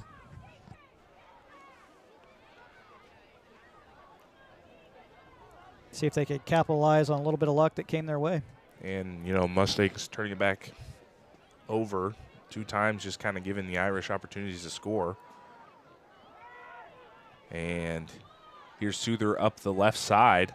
He'll be past the first down marker and shoved out of bounds. So plenty of time left on the clock for the Irish to score. Been given 3 opportunities here, but come up empty. Yeah, that was a good play by the Irish. I think they had 2 different options in there, and then they had the Souther on the receiver end around. Got the Mustangs all moving to the left side, and Souther comes around the right side, picks up about 12 yards on that. Giving a 1st and 10 from about the 16-yard line. Down to about a minute 6 left to go in a half. I believe they still have a timeout. Receiver split either side. Groover back to pass. Fires over the middle. Had a man in the end zone. That was Andre Miles. Threw it a little too quick. Didn't have time to locate where it was at. Yeah, threw it to the outside shoulder. He's taking a seam route up the middle there. He's looking over his inside shoulder, expecting the ball to be there. Ball came to the outside, so had him looking. Well, receiver is looking the right way. Ball just went to the wrong side, so he wasn't looking the right direction for it. But had the right play. We talked about the Mustangs with Vendeska scoring on a big seam route early on. Chapman come back with the same idea. Unfortunately, just put the ball to the wrong side of the receiver. Otherwise, could have had 6 there. So Mustangs got a break. Man in motion's Lewis. He'll get it. Well defended by the Mustangs. That was a wall. I think the Mustangs thought the ball was down on the ground, but they're signaling he was down. Number 51 on the stop for the Mustangs. That's Isaac Van Meter. Chapman going to take a timeout here and think about it on 3rd and 10. This timeout's going to be brought to you by Dara's Corner Market, changing the way you think about their gas stations. Come inside to find everything from canned goods to fresh baked pastries and fruit. Also, don't hesitate to download the Dara's app today to get access to discounts and rewards, as well as great deals and specials every day. Dara's Corner Market, serving 7 convenient locations in the Manhattan and St. George area. Dara's Corner Market's more than just your neighborhood gas station. 3rd and 10 coming up for the Irish. See if they can get in the end zone, cut into this deficit here 44.9 seconds remaining here, second quarter. In this week 1 playoff matchup. Yeah, for the Mustangs, you want to get a big stop here. I think at this point in time, maybe if you're Chapman, if you've got a kicker to be able to go out here and kick about a 20, 25-yard field goal, I think you probably have to go for it just to get some points on the board. Maybe now kind of wishing it the last time they put some up. But they need 6s, not 3s. We're back to pass. Fires. That's his intended target, Miles, again. Had to step on the defense, just a little too much mustard on that ball. I bring up 4th down for the Irish. Yeah, Mustangs absolutely not respecting the Chapman pass game at all. He was wide open again, just overthrew him a little bit. But that's 2 straight passes where really the receivers were there, the pass just wasn't. So, again, you got a sophomore quarterback and a flex bone offense who doesn't pass very often, and we can see why here. But Chapman going to go ahead and try to put 3 on the board. It's going to be about a 35-yard field goal. Cade Haney on the attempt here. And kick is up, and it is short. So 36 seconds remaining here. Irish come up empty-handed, 40-6 your score.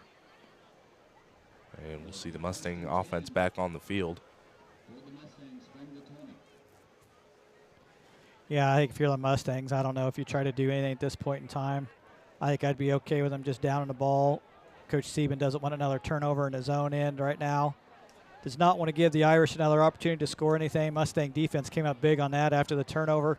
Basically kept the Irish from advancing the ball at all and got the ball back on downs after a missed field goal.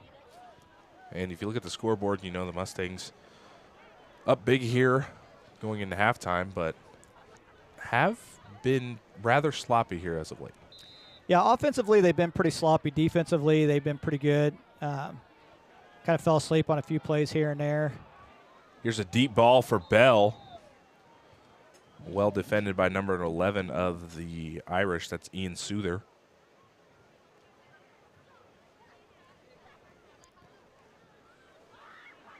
Not sure I understand that play. Stop the clock. Waste it down. I think the Irish only have one more timeout, so it wasn't like they're going to be able to time out the half away. So at least run the ball, let the clock go. Split receivers either side. Rosa looking, fires towards the sideline. That's caught by Christensen. He'll be out of bounds. 25.6 seconds remaining. That's Curtis on the stop. Yeah, this might be a product of the offense. Hasn't been out there a lot in the first half, so want to make sure that they're actually running some plays, getting some sequences in. They're going to have the ball to start the second half, so I don't think this is so much about trying to put up another score in the next 25 minutes, but really try to have some positive things to build on for the offense when they come back out. You'd say pretty positive with the score they have, but remember the defense has scored 5 of those touchdowns. Here's Rosa back to pass, good protection. He'll flip it to Bell. Ooh, nice hit there by number 7. That's Lewis of the Irish.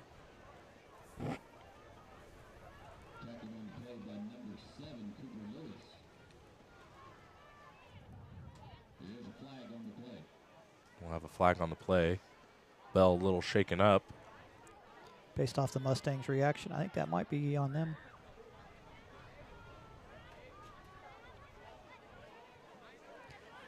Of course, where the flag was thrown. Wait for the official ruling here.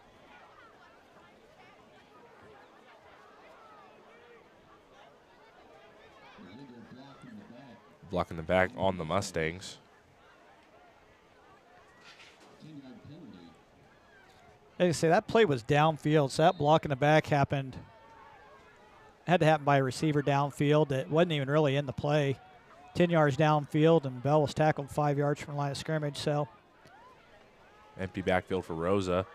Fires for Venduska. Venduska shedding tackles, crossing midfield. And that'll be the last play of the half.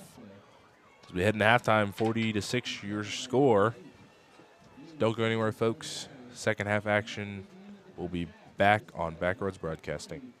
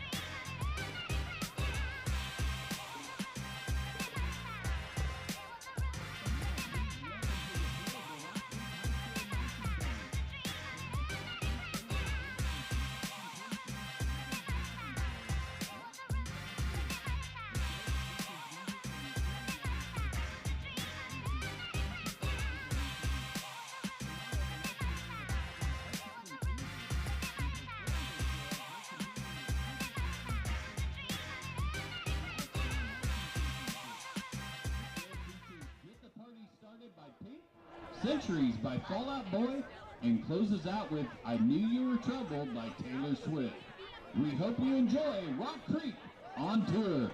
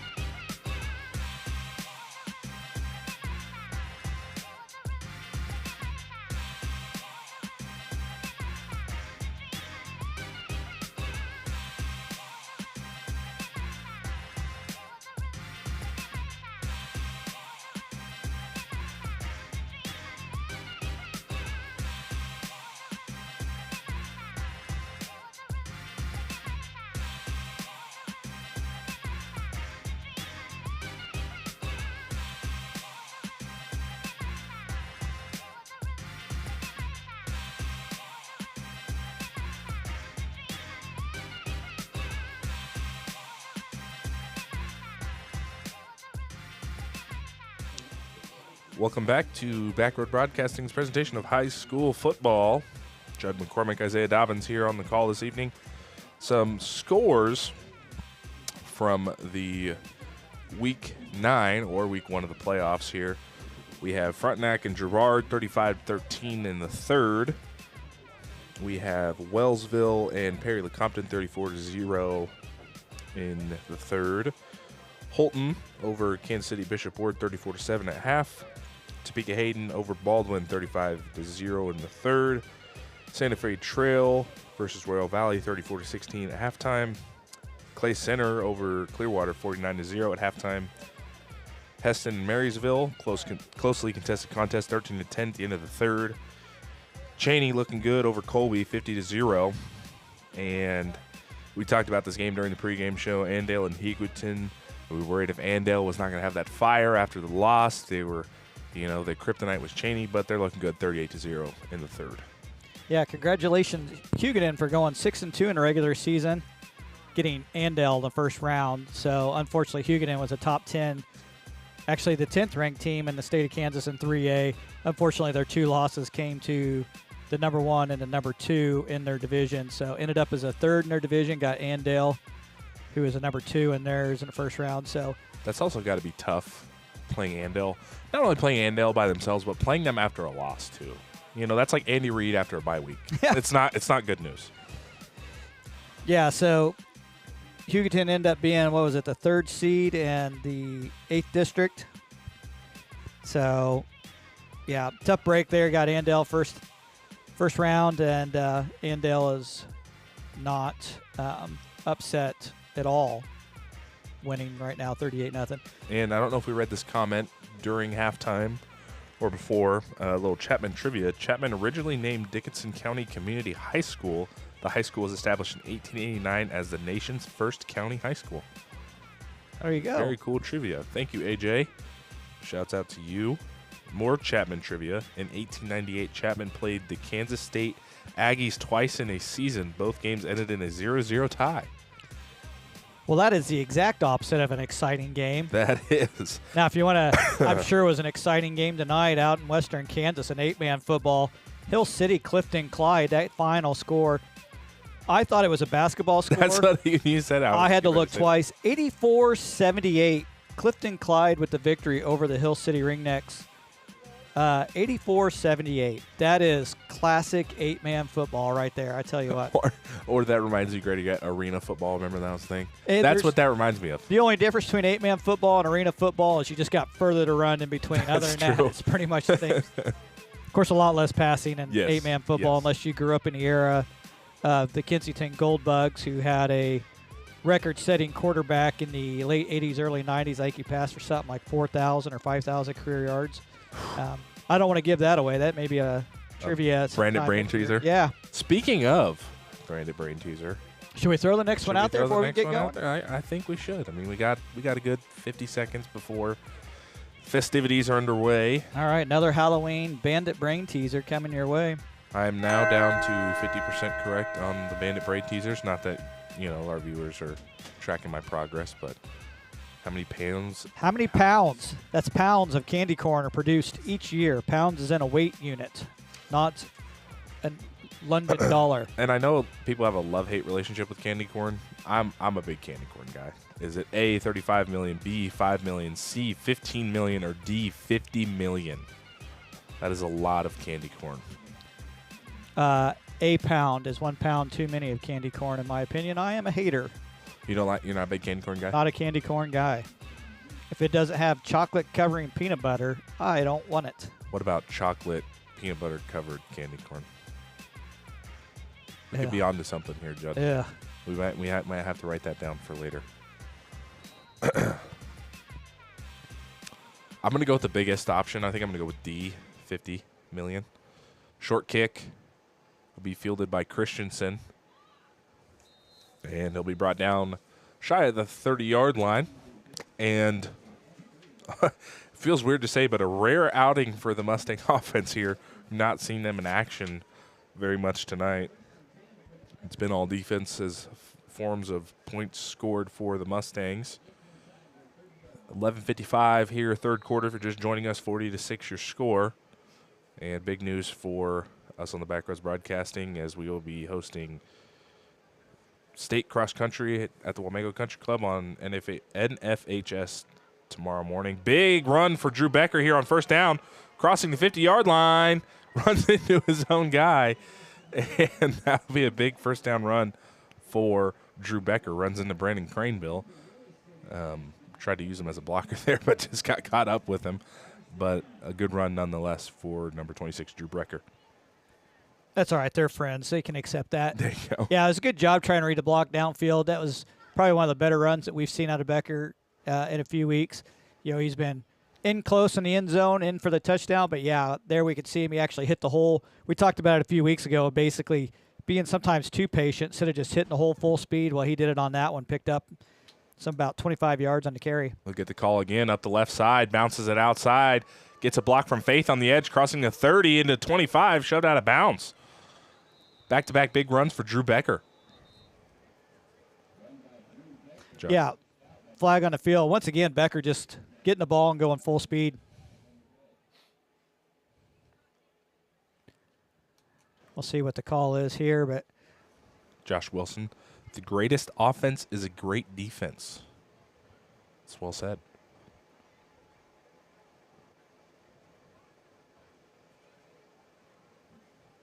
certainly has been the case tonight with the Mustang defense outscoring everybody. And this one will be on the Irish defense.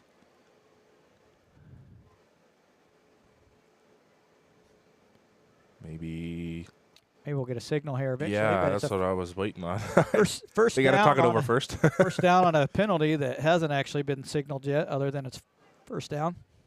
I want to say it was probably after the play, maybe Personal late hit foul, out of bounds. targeting. Yeah, oh, there we go. I was going to say it had to have been on the tackle. So, fresh head downs for the Mustangs, and then some.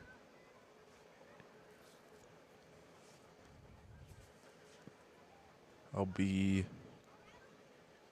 well within the red zone now for the Mustangs. Candy corn and dry roasted peanuts mixed together tastes like a Payday candy bar. You know what? You could just go buy a Payday, which is what I lived on in a swimming pool. We got a mix of opinions here. Oh, here we go. Paydays are gross. I don't mind Payday. I don't want to sound biased here, but it's a basic candy bar. I would you know what Payday's missing? Chocolate. Here's the give to Becker. Bounces it outside to the right side. Stiff arms one defender. And short gain on the play for Drew Becker. And somebody dropped a hanky. I'm guessing it's going to be a hold-in on the right side there. I think this play's coming back. So this is back in my time. When you got a turnover at practice, you were rewarded with Payday. Oh. So never mind. We're disregarding that flag. And I guess second down for the Mustangs. All right. So Becker ended up with a 5-yard gain on that run. 2nd and 10 now for the Mustangs. That's 2nd and 5. We're ahead of the scorekeeper. We are. Oh, wow. That's first. Okay. It is 2nd and 5.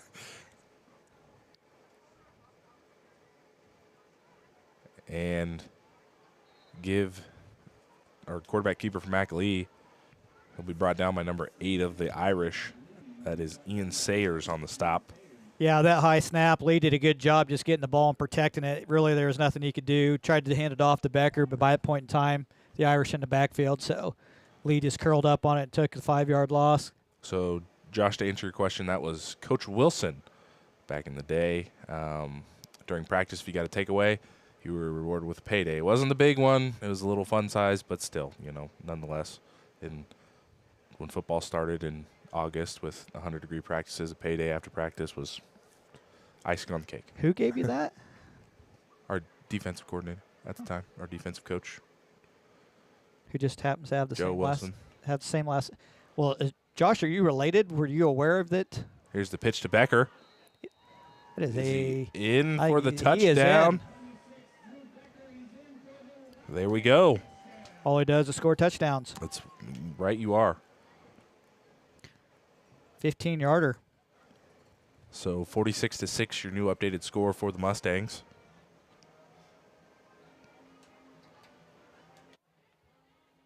Yeah, Becker's had a pretty good night. He's had 6 carries for 17, 7, 25, 19, 5, and now 15 yards, 2 touchdowns.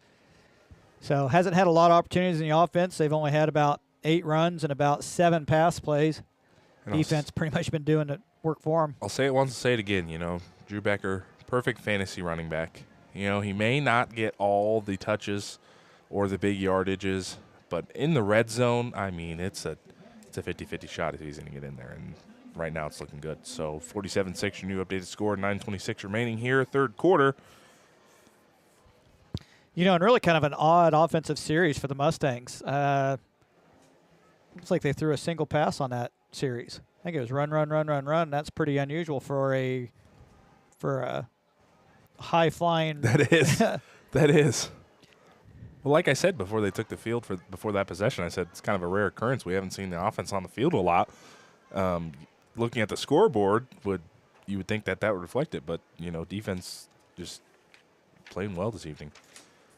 Yeah, I'm guessing. How would I put this? Even though the Mustangs had a commanding lead at halftime, the sloppy play towards the end of the first half, particularly in the second quarter, not taking care of the ball, really some silly penalties, probably had a sterner talking to than what you'd normally get with a 40-6 halftime lead. Definitely. I mean, because, you and I both know, when you're up big like that, there's almost no need for that. There's almost no need for added possessions to keep the Irish in this game. Mustangs want to come out and make a statement with the first playoff win here of this season. But nonetheless, a solid drive to start the third quarter.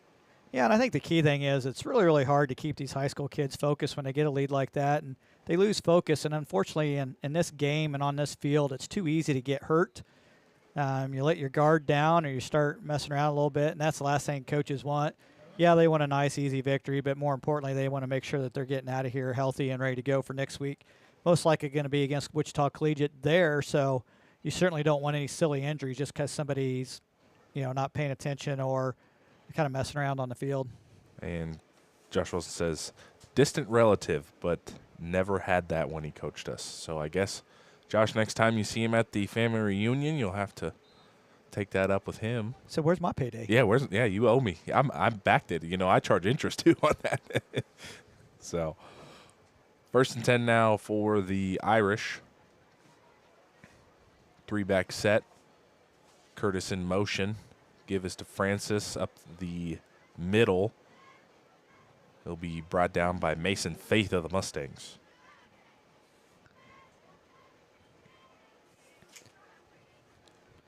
No, I'm sure somebody will agree with me. My favorite Halloween candy is the Reese's Peanut Butter Cup Jack-O-Lantern.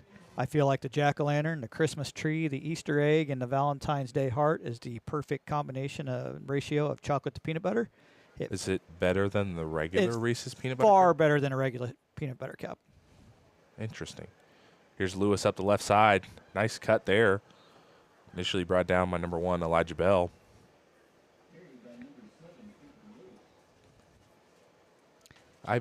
That's fair. I met people that just prefer the traditional Reese's cup, but yeah, to each their own, I guess. I know there's going to be people that disagree with me. My wife being one, she finds them absolutely disgusting and won't come anywhere near me.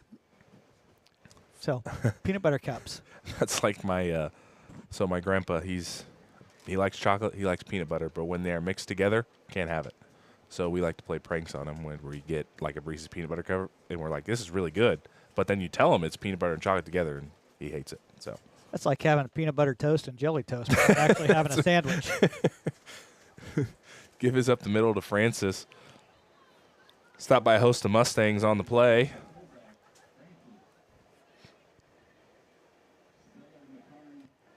Pick up about 3 yards there for Francis. Still going to end up a little bit shy of the first down. Hey, Judd, there you go. You got people that agree with you in the comments. There we go. You're not the only one.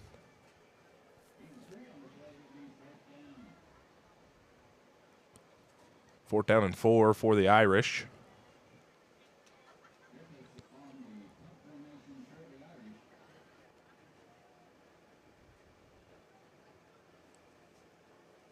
Correct, Josh Wilson. That's exactly what.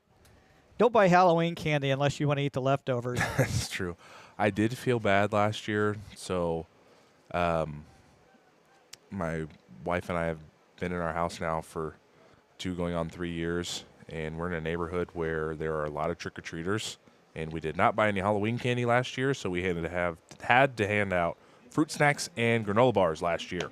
So that was a all-time low for me. You know, growing up, we lived out in the country. We didn't get any trick-or-treaters, so the one time I do, I let them down with granola bars and fruit snacks. But they were Welch's at least, so they were good. Yeah, I'm even getting private messages. Peanut butter eggs are the best. For sure, Ron.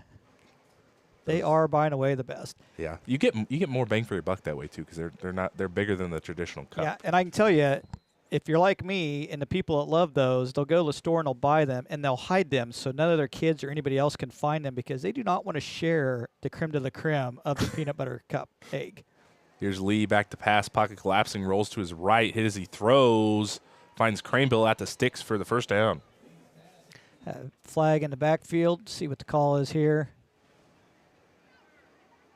Most likely holding.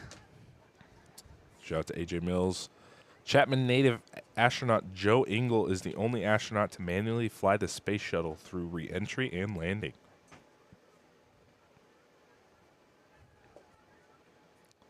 Well, I knew Joe Engel was an astronaut and native of Chapman, but I don't believe I knew the manually flying of the space shuttle through re-entry and landing. So I will lock that away in my trivia memory banks in case anybody ever wants to play Trivial Pursuit or any fun game like that with me ever again. Or stay tuned. It might be on a parade teaser coming up here. So that's going to be a holding call. Mustangs backed up 10 yards on the first down, make it a 1st and 20 from about the 16-yard line. So first real test here for the Mustang offense. Backed up deep in their own territory here. Long first down, 6:40 remaining. Motion man is Vinduska. 2 receivers either side. Here's Lee, option with Becker. Pitches it to him. Becker spins off one defender, jukes another. Wow, Becker did a great job there, not just to get the ball, but get the ball and spin out of the way. He absolutely saved a turnover right there and managed to take nothing and turned it into about a 5-yard gain. Good job there by Drew Becker. Yep. Set the close on the washer for a quick spin cycle. Gain of 4 on the play. It's probably one of the best-looking 4-yard gains I've seen out of Becker. It was really impressive heads-up play there. Here's Lee back to pass. Fires to his right. Right to Curtis off the hands. And that would have been a pick 6 for the Irish there. There was nothing but green field ahead for number 12, Dakota Curtis. Yeah, a little frustration there for Curtis. And Rightfully understandably. so, yeah. Yeah, I mean, that was certainly a pick 6. This is where national broadcasters would say, well, that's why he plays defense and not offense. Actually, right. Curtis, also an offensive player, been a threat all night, but he knows he should have had that. No, he should have had 6 points. But Mustangs catch a break there. I don't think it was a bad pass. It was just a good play by Curtis. Lee tried to float it over the top of him and didn't quite get the job done. Lee back to pass. Plenty of time to throw. Deep shot downfield. He's got Christensen. Hit him in the hands.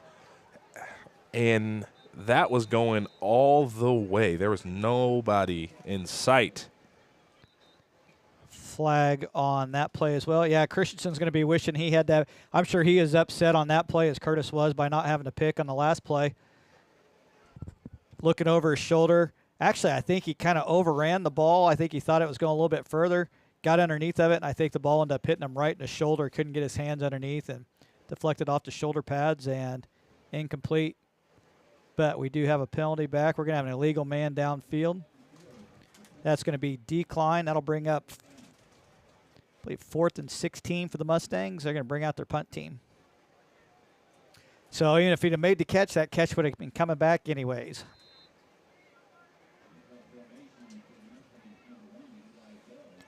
Elijah Bell set to punt for the Mustangs.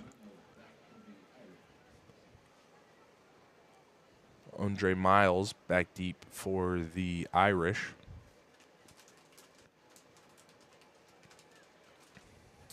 It's going to be a punt. It's going to be about a 10-yard punt when it's said and done. They're going to have another penalty. We got flags coming in from everywhere.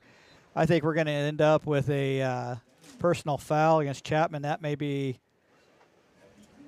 15-yarder. That'll put the Mustangs close to first down if that's the case. Or we're going to have offsetting. Let's see if we have offsetting again. I don't know. We got to wait 3 to 5 business days before we actually get a call. Here. Yep.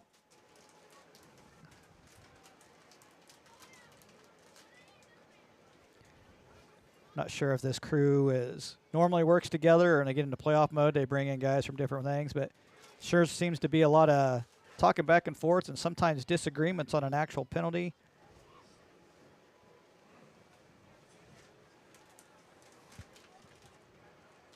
When the signal's going to come in, unsportsmanlike. So offsetting penalties. Who? First down for the Irish. So is that number 9 was just disqualified for the Chapman just had a player that was disqualified from the game for an unsportsmanlike conduct. I believe that was number 9, Ben Griffiths, but I am not positive on that. Still don't know what was done, but first and 10 for the Irish, ball on the 30-yard line. 5:40 remaining here in the third quarter. I guess my bigger question is if you had offsetting penalties for unsportsmanlike, why there was only one player that was disqualified from the game, but maybe that was a second personal foul or unsportsmanlike conduct on the game is all I could tell you.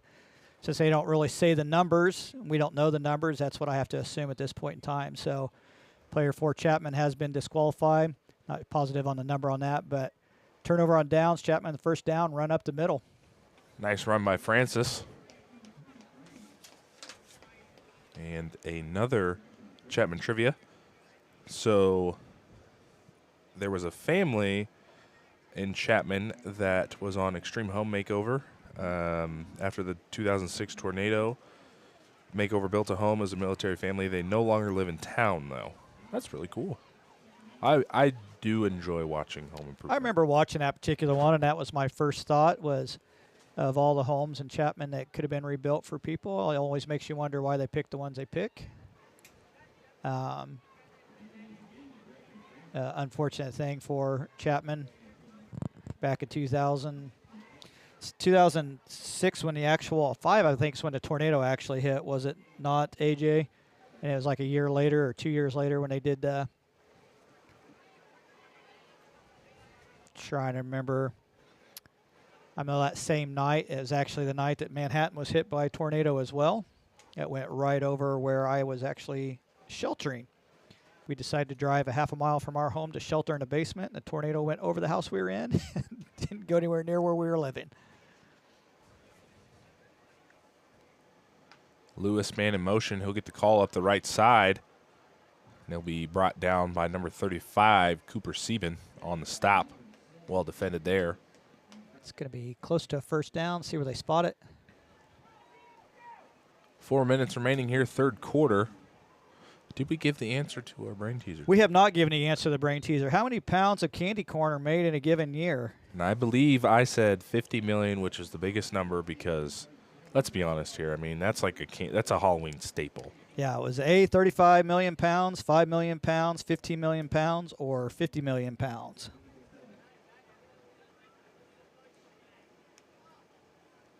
It's got to be.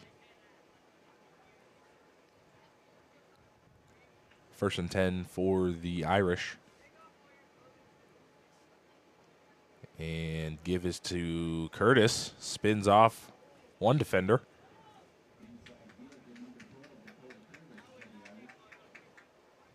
Curtis has had some hard running over there tonight. I believe that's his 12th or 13th carry of the night. 3 minutes remaining here, third quarter.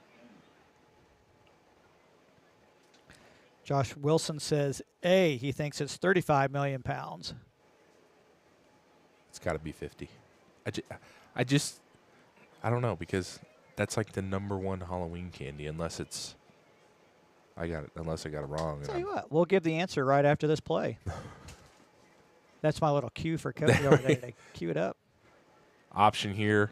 Here's Curtis up the left side. He's got the first down, being up a 1st and goal for the Irish. Man, number 12, Dakota Curtis, has been the workhorse for the Irish offense this evening. Yeah, he's been running hard for him. He's got some big plays coming in tonight. He was about the 3rd leading rusher, I think, on the team, but tonight he is getting the job done. Only had 338 yards coming into tonight's game. Again, I think he only played 6 games of the 8 games this year. But tonight it's been all him. I'll count up his numbers, but he's well over 100 yards. So 35 million. 35 million pounds of sugar. And my Bandit Brain Teaser percentage continues to drop. Here's the give to Francis up the middle. Nice push by the O-line. Called a gain of 3 on the play.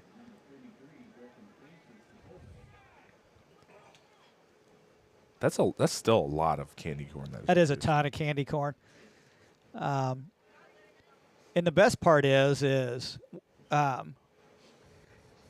love my wife, but there are candy corn snobs out there that won't just eat any candy corn.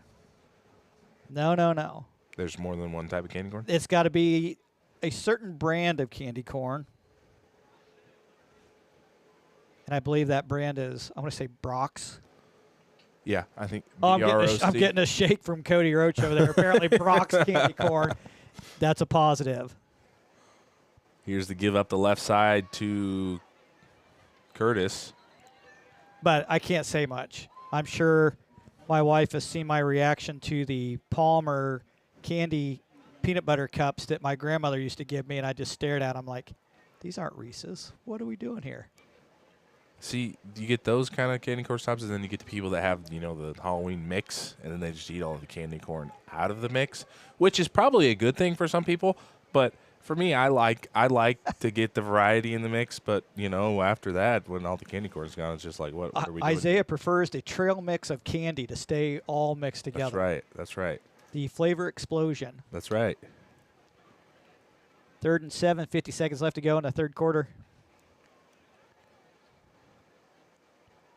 Back to pass, rolling to his left. Fires into the end zone. Almost intercepted by the Mustangs.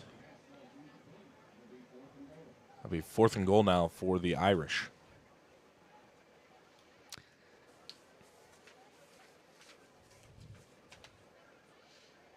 Yeah, I believe Hunter Prockish there just took a fastball right to the gut on that. Wasn't quite expecting it. Could have had a pick in the end zone, but bringing up 4th and 7 for the Irish. They're probably going to go for it here. Nothing to lose. 38 seconds left in the 3rd quarter.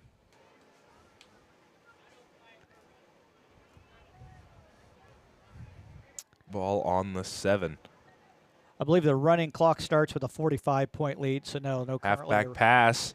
Fires for Souther in the back of the end zone. That's batted away by Hunter Prockish. And Mustangs will take over on downs. Yeah, so Mustangs with a 41-point lead, taking over. 34 seconds left to go. They're going to take over on the 7-yard line. So, yeah, running clock in high school football. Back in my day, they used to do a mercy roll. If you were up by 45 points, that was the end of the game. Now they do a continuous clock just so people can get a chance to play. And teams like Andale could have their 3rd-string freshmen still playing with a 78-point lead in the 4th quarter. First and 10 for the Mustangs. Stacked receivers either side. Gives to Becker. He'll be slung down on the play by number 71 of the Irish. That is Weston Langvart on the stop. Yeah, he wasted no time getting in the backfield. He's back there before the ball was even handed off. 5-yard loss there for Becker. Could not pull out of that one or save that one. Mustangs backed up deep here. I'd probably let this quarter just run out, move the ball to the other end. No sense trying to get a playoff backed up in your own end zone with a 41-point lead. But that's why I don't coach. Mac Lee dropping back to pass. Pocket collapses. He's going to step up and run it. And he'll be out of bounds right around the 1st down marker. Wait to see where they mark him. And that'll bring us to the end of the 3rd quarter, 47-6 your score. And Josh Wilson says, teams like Andale had their third string in the second quarter. That is probably not entirely incorrect. Incorrect, yeah. I think of last year. I think it was our only chance to score against Andale, and they had their second string in, and they stopped us right on the goal line. Yeah, that was unfortunate. That third quarter is going to be brought to you by Farmer State Bank, your full-service bank with over 100 years of community banking service. Founded in 1898 in Westmoreland with branch locations in Onega and Manhattan, Farmer State Bank provides a variety of personal and business services, including checking, savings, and IRA accounts. Students can earn cash for good grades with their Books and Bucks checking account. To learn more, visit any of their 3 locations or visit them online with bankwithfarmers.com. Farmer State Bank, member FDIC, and your equal housing lender. Here's a little Chapman trivia or history for me. Really, really enjoyed the golf course out there. It's a very nice 9-hole course. Beautiful. Oh, that's right. You play golf. Not good. Not well. Yeah, well. Not well. I'll say to you what I say to all of my friends after they have a child. I hope you enjoy playing golf. Yeah, I'm retired now. Semi-retired. You know, I might, send the facts like Jordan here in a few years. I'm back. I, too, played really bad golf 20 years ago. Getting ready to start the fourth quarter. Mustangs with the ball on the 15-yard line. Motion man's Christensen. 3 receivers near side. Option now. Mackley will keep it. He's brought down by number 54 of the Irish. DJ Messerly on stop. So if you're just now joining us, Mustangs with a 47-6 lead. 5 defensive touchdowns, 3 interceptions for touchdowns, 2 fumble recoveries for touchdowns, 2 rushing touchdowns by Drew Becker, and 1 receiving touchdown from Lee DeVinduska has been your scoring opportunities for the Mustangs. Francis with a rushing touchdown for the Chapman Irish. Josh, I appreciate you. Rock Creek's looking for a golf coach. Probably looking for a good one, a good golfer, not a, mediocre, semi-average golfer. Yeah. But I appreciate you looking out for me. Nice punt there by Elijah Bell. They're looking for a Shooter McGavin. Exactly. I'm more like 10 cup. Yeah, probably. Yeah, that's probably right around there. But here come the Irish offense here. 11:05 remaining here, fourth quarter. I learned I was taught how to golf by a really good golfer from around my high school area, Phillipsburg, Kansas. Taught me how to golf while we were in college, and I used to love golfing with him because I told him I was in great shape, and he's like, "Oh, that's not that much to do." And I'm like, "Well, you're walking straight down the fairway while I'm zigzagging 47 times." So right. I was getting in 47,000 steps around, and he was getting in about 12. As much as I will want to talk about golf tomorrow on the broadcast for cross country, I won't be able to, even though it will be held at the golf course. But it will be strictly cross country content tomorrow. Well, I might make a nod at it. I'll be like, hey, here we are at the 18th green, but John and I are commenting cross country, no golf. Yeah, so again, if you're just tuning in, Isaiah and I and the Backroads production team will be bringing you the 4A, 2A, 1A state cross country golf tomorrow morning, starting at 9:30 with the broadcast. First race is the 4A boys at 10 a.m. at the Wamego Country Club in Wamego, Kansas. We will be setting up in what I'm referring to as the broadcast triangle between the 18th, 6th, and I believe like the 8th hole. Option now. That was Nice a late pitch. pitch. Good job getting to the edge there. That's Curtis. Who else?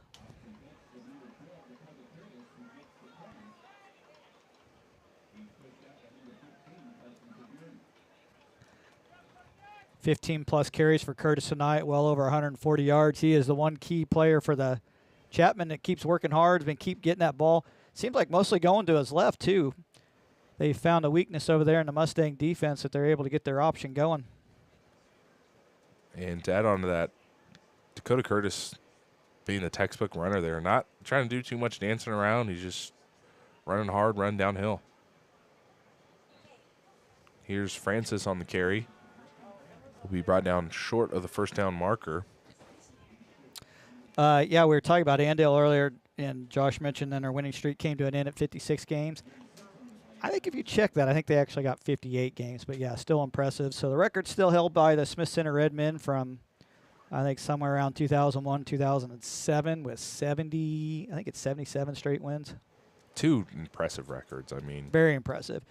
You know, Dylan Schmidt, Andale, probably already a Kansas High School football Hall of Fame coach. Roger Barta, Smith Center, clearly won. So, and, you know, a perfect season to go undefeated is impressive, but to do that multiple times is just that much more impressive. Here's a pass over the middle, in and out of the hands. Trying to get a number here. That was broken up by number 25 of the Mustangs. That is Cale Pickett, the freshman. Expected the student section. He's a freshman. well, he had to intercept it first. Ah, that's true. That's true. That's true. Otherwise, they'd be saying, freshman dropped it. 3rd and 4 now for the Irish. Ball on the 20-yard line. 9 minutes remaining here in the 4th quarter. Yeah, so broadcast tomorrow, not on the traditional Backroads broadcasting channels. We will actually be doing that for Acacia on the NFHS network. But we will have links on our Facebook, YouTube, Twitter, Instagram, Threads, Messenger Pigeon, bulletin board. The list goes on. I was expecting you to add something there, Judd. I believe there's also a mention on the Acacia website about enhancements of what they're trying to do. So, did Wamego win? Find that score real quick. I will take over play-by-play for just a second. I apologize to everybody in advance. And apparently I won't take over play-by-play because it got past me before I even knew it was happening. And that's why I'm the color commentator. Francis with the run up the middle for about 2 yards.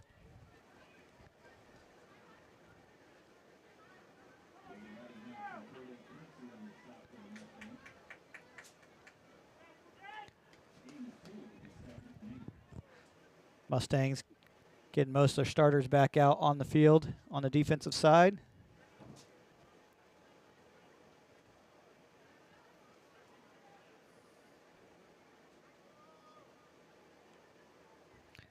Groover up under center. Fake handoff to Francis. That's going to be a pass to the outside to Lewis. Incomplete.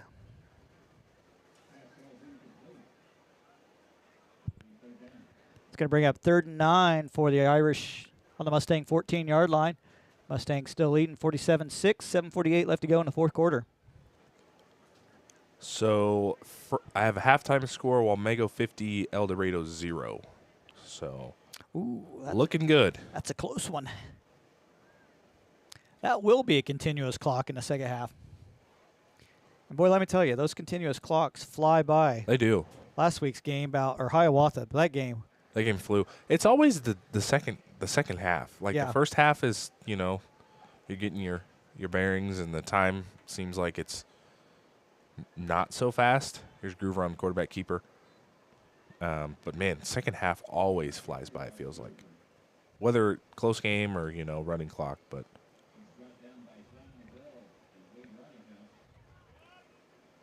4th and 6 coming up now for the Irish. Ball on the 11.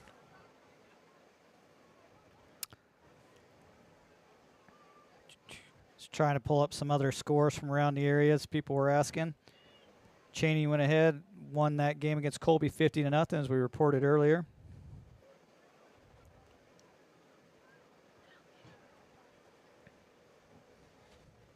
Lewis motion man Grover back to pass, fires. Got That's Miles in for the touchdown.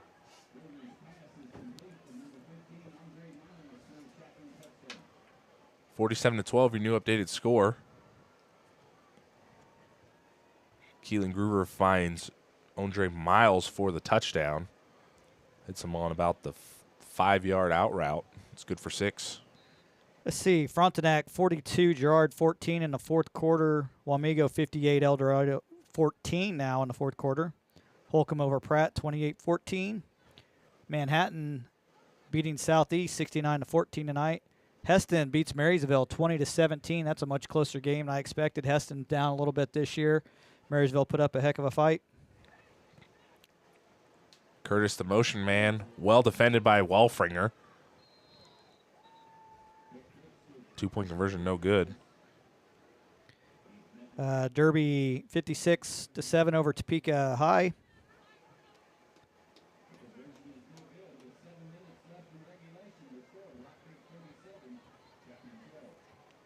Seven minutes remaining here, fourth quarter, 47-12 your score. Hayden's up on Baldwin, 48-0 in the fourth quarter. So, Caden, to answer your question, it's looking like Rock Creek will probably play Wichita Collegiate next week. Yeah, I'll get on down, the road. Get down to that score. Andale winning 46-0. Wellsville up on Perry Lecompton 48-6 in that 3A matchup. Holton up 40-19 in the third quarter over Bishop Ward. Clay Center up 49-7 over Clearwater in the fourth quarter.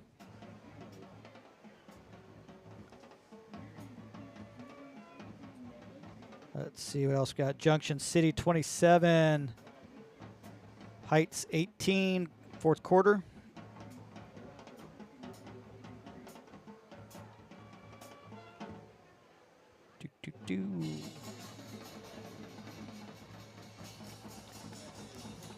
Wichita Collegiate and Concordia, no score currently to post on that.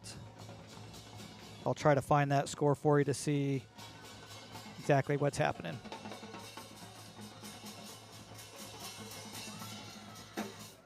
Short kick. It's picked up by Drew Becker. He'll bring it up the left side.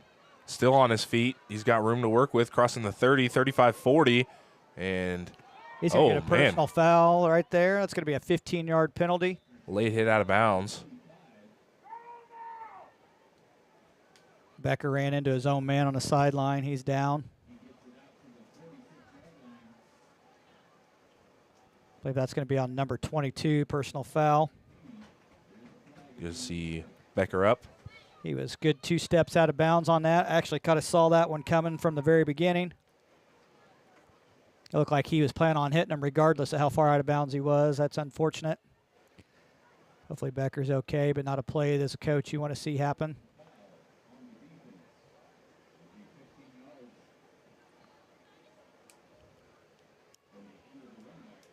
So 6:53 left to go in the game. Mustangs up 47-12.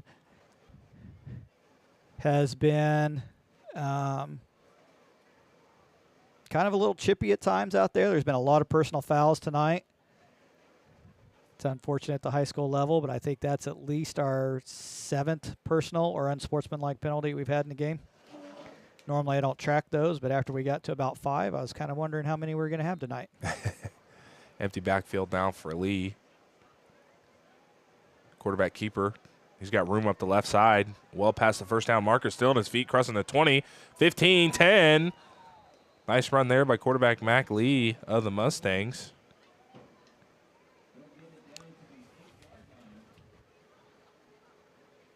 Good blocking up front. Allowed Mac Free to spring a big run. Yeah, broke that one for about 30 yards. You know, you kind of get to this point in the game where, especially after a play on a late hit out of bounds, you just kind of wonder. You don't think the other team was going to play dirty, but at the same time, do you really need to risk any of your players at this point in time, knowing you got a tough game next week? This game is well in hand for the Mustangs. Another quarterback keeper for Mac Lee, reaching for the pylon. Did he get it? Wait for the official ruling, but he's in for 6. Nice touchdown run by Mac Lee. 53-12, your new score. So I think that kite there was kind of an answer to the personal foul. You want to hit our guys out of bounds, we're just going to go ahead and take it down and score with our starters. I imagine that may be the last possession we see the starters run out there, but I think that was a grudge touchdown right there. Going to bring on Pendle for the extra point. Pendle.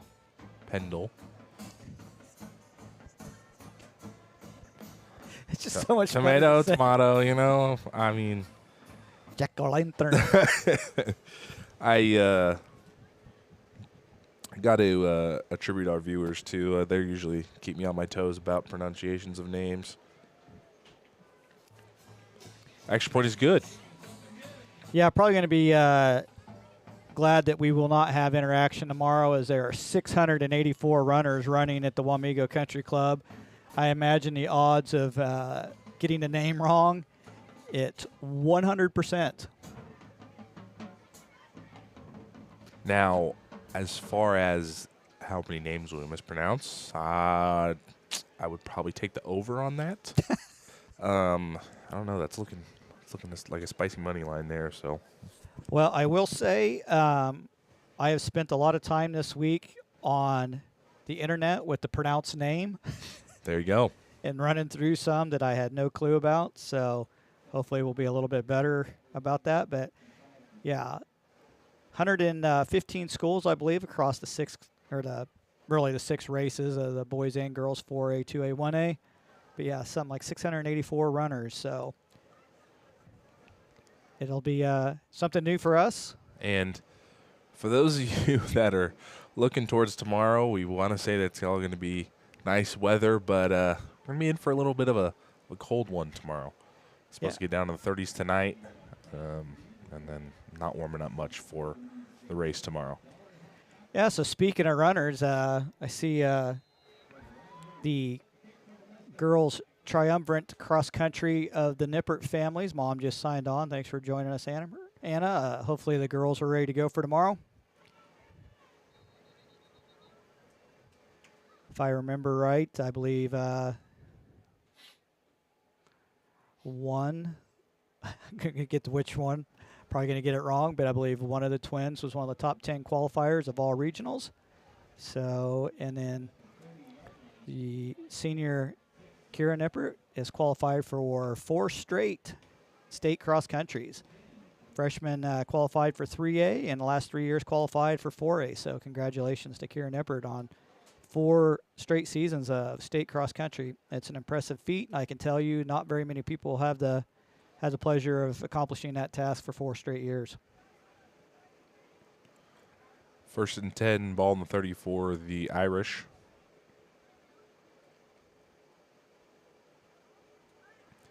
Motion man is Lewis. Give us to Francis up the middle.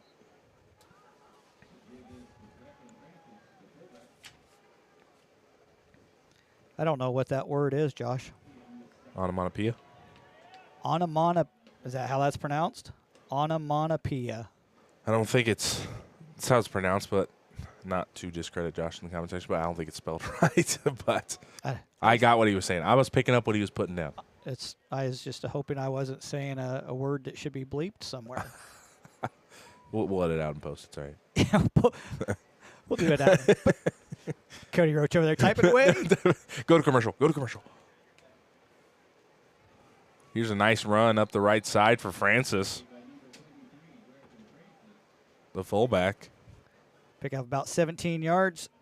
Good to see the Irish using the old school fullback. You don't see that position a lot here in modern times. You know, if there's a position that's really evolved in football, it's probably the tight end position. Yeah. But even the quarterback position is still evolving. But good to see that people are still using the fullback.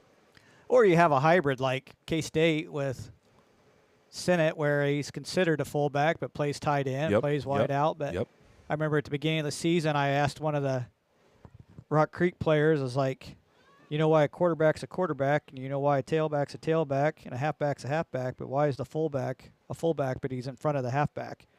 And the response I got from one of the players was, what's a fullback? Here's another nice run by Francis. Coming alive here with the 4th quarter. It's back-to-back first downs now for the Irish. So obviously the Mustangs don't have a fullback in their playbook, but still a valid question. Why is a fullback in front of the halfback, and why isn't it called a halfback, and the one at the back is called a fullback? I'm sure there's a good answer for it, or I have an no answer. Clue. I just remember in elementary school football, we run the wedge on down, and our fullback he was jumping for joy. You know, he'd see his eyes get real big because, you know, fullbacks mainly used for short yardage situations, but Francis of the Irish getting all the calls here, Brecken Francis. you in up the middle for about 7 yards. That's number 20, new face here for the Irish. That's Kaysen DeWeese on the carry. Well, we talked about my NCAA PlayStation 3 playbook, and I use the fullback all the time in mine. I personally like to run the play called Texas, which is a pro formation right, and the fullback basically does a crossing pattern over the middle, first down every single time for me. There you go. That's DeWeese on the carry again. Be well past the first down marker.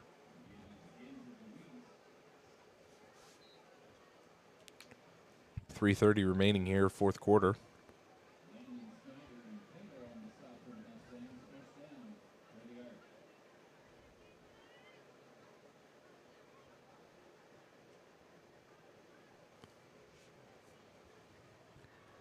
.320 left to go in the fourth quarter. Mustangs with the 54-12 lead.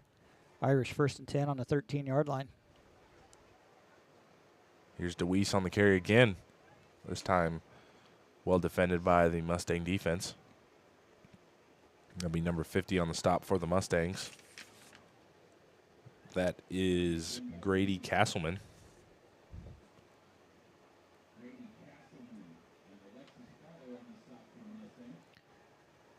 So still trying to find the Concordia Wichita Collegiate score. Mustangs will be taking on the winner of that game next week.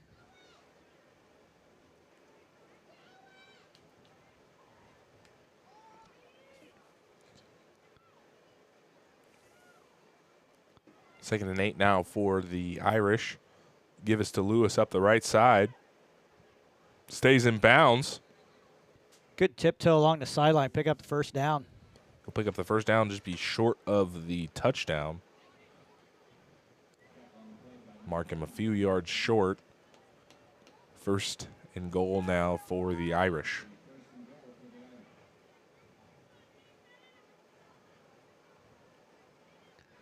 Some other scores around the area. Marion beating Wabaunsee 54-14. Kingman over Hillsborough in a 2A matchup, 31-6. Kingman was a state finalist last year. Southeast Saline 56-7 over Chaparral. Riley County 28-7 over Rossville. Here's DeWeese. He's in for the touchdown. New updated score, 54-18, a minute 49 remaining here, fourth quarter. Silver Lake 58, Minneapolis 7.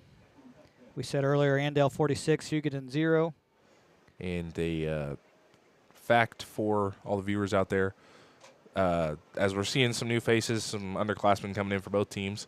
Cool thing about playoff games, you play a single snap in a playoff game or a series, you automatically earn a letter for your that year in football. Did not know that. 3A action, Scott City over Smoky Valley, 51-14. Holcomb currently leading Pratt, 28-20 in the fourth quarter. Again, Heston beat Marysville 20-17. Hayden Catholic over Baldwin, 49-0. Holton 34-7 over Bishop Ward. Haney for the extra point. No good. Missed it a little to the right. 54-18 your score. This break in the action brought to you by Faith Furniture, serving the Manhattan and the surrounding area since 1952. Faith Furniture takes pride in the value, selection, and knowledge and family experience for all their customers. Whether you're looking for a full arrangement of great-looking furniture for your living room, dining room, bedroom, and office, or just looking for that perfect accent that really ties the room together, Faith Furniture has what you're looking for. When it comes to buying new furniture, you got to have faith. Speaking of faith, Mustangs put their faith in the defense tonight and paid off dividends. Yeah, 5 touchdowns by the Mustang defense, 3 interceptions, 2 fumble recoveries, all in the end zone. Other scores we're looking at here. 4A action, Bueller 62, Ulysses 16. 3A action, Wellsville 48, Perry LeCompton 6. Field Kindly out of Coffeyville 47 over Augusta. 47-42 right now in the third quarter.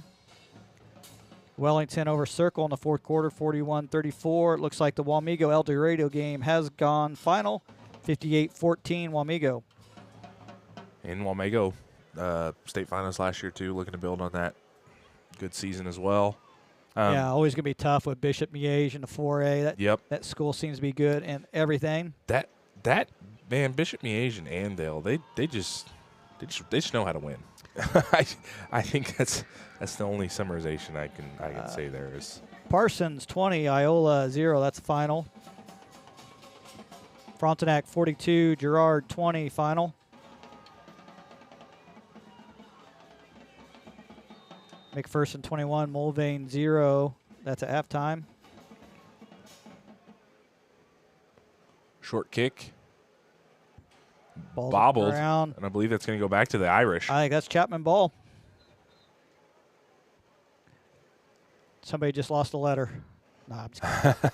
Sloppy play continues for special teams for the Mustangs. And I say that they get a letter. Granted, they still do lettering in high school. I would assume so, but times have changed. I've been out the game too long, Judd. Talking about Bishop Miege and 4A being a juggernaut, they're actually in a shootout right now with St. James out of Lenexa, 14-all in the fourth quarter on that game. Oh, wow.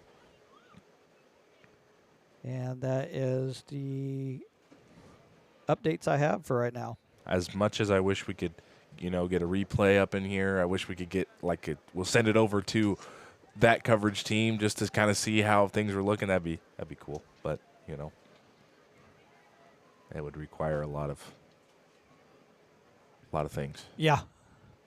A lot of moving parts. Hopefully we'll keep working on it, but we're hoping by basketball season, maybe into softball, baseball season, we may have a replay option for you. As I get a laugh from our producers. That's not a good sign.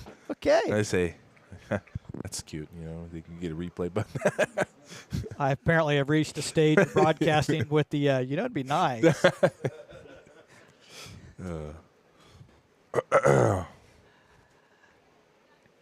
Mustangs on a stop there, 5-yard loss.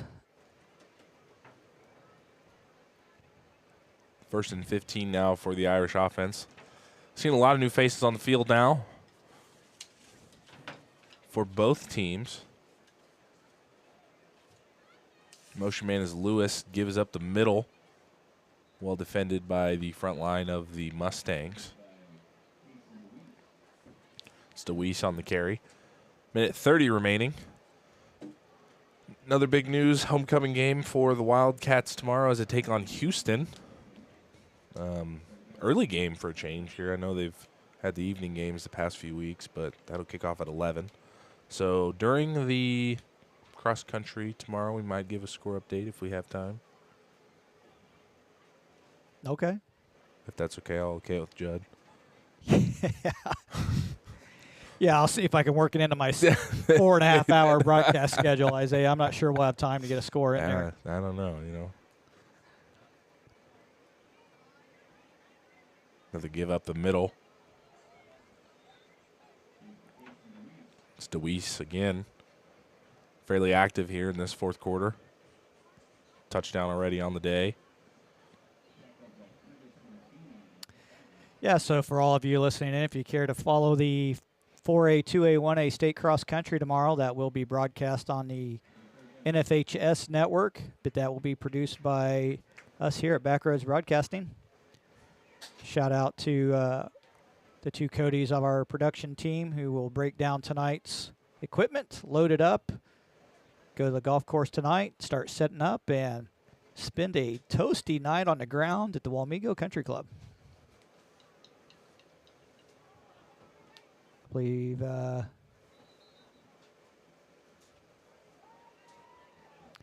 ball was on the ground. Recovered by the Mustangs. First, I thought the runner was down, and he got up, started running again, realized he didn't have the ball anymore, and that's going to be your ball game.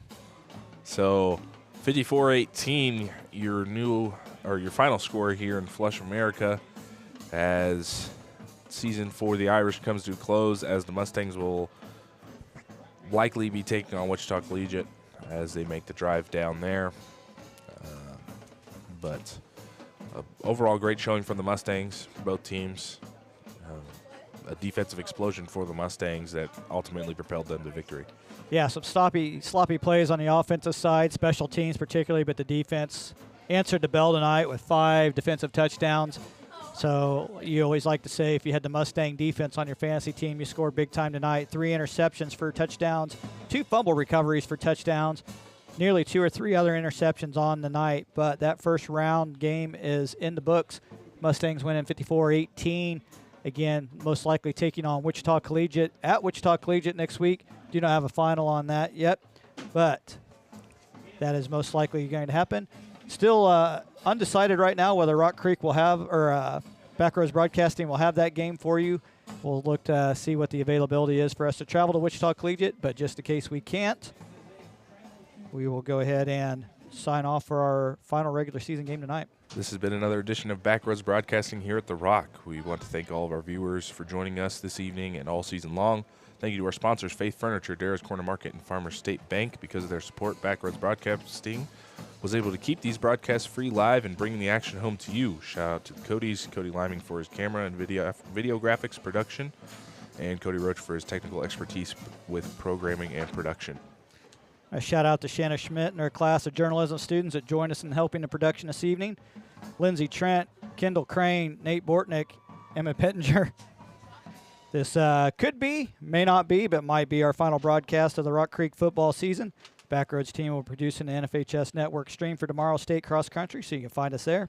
Thank you again for giving us your time this evening and really all season long. Please drop us a line. Let us know what you think. Thank you from all of us at the Backroads broadcast team. I'm Judd McCormick. I'm Isaiah Dobbins. We got to go for now, but we'll BRB.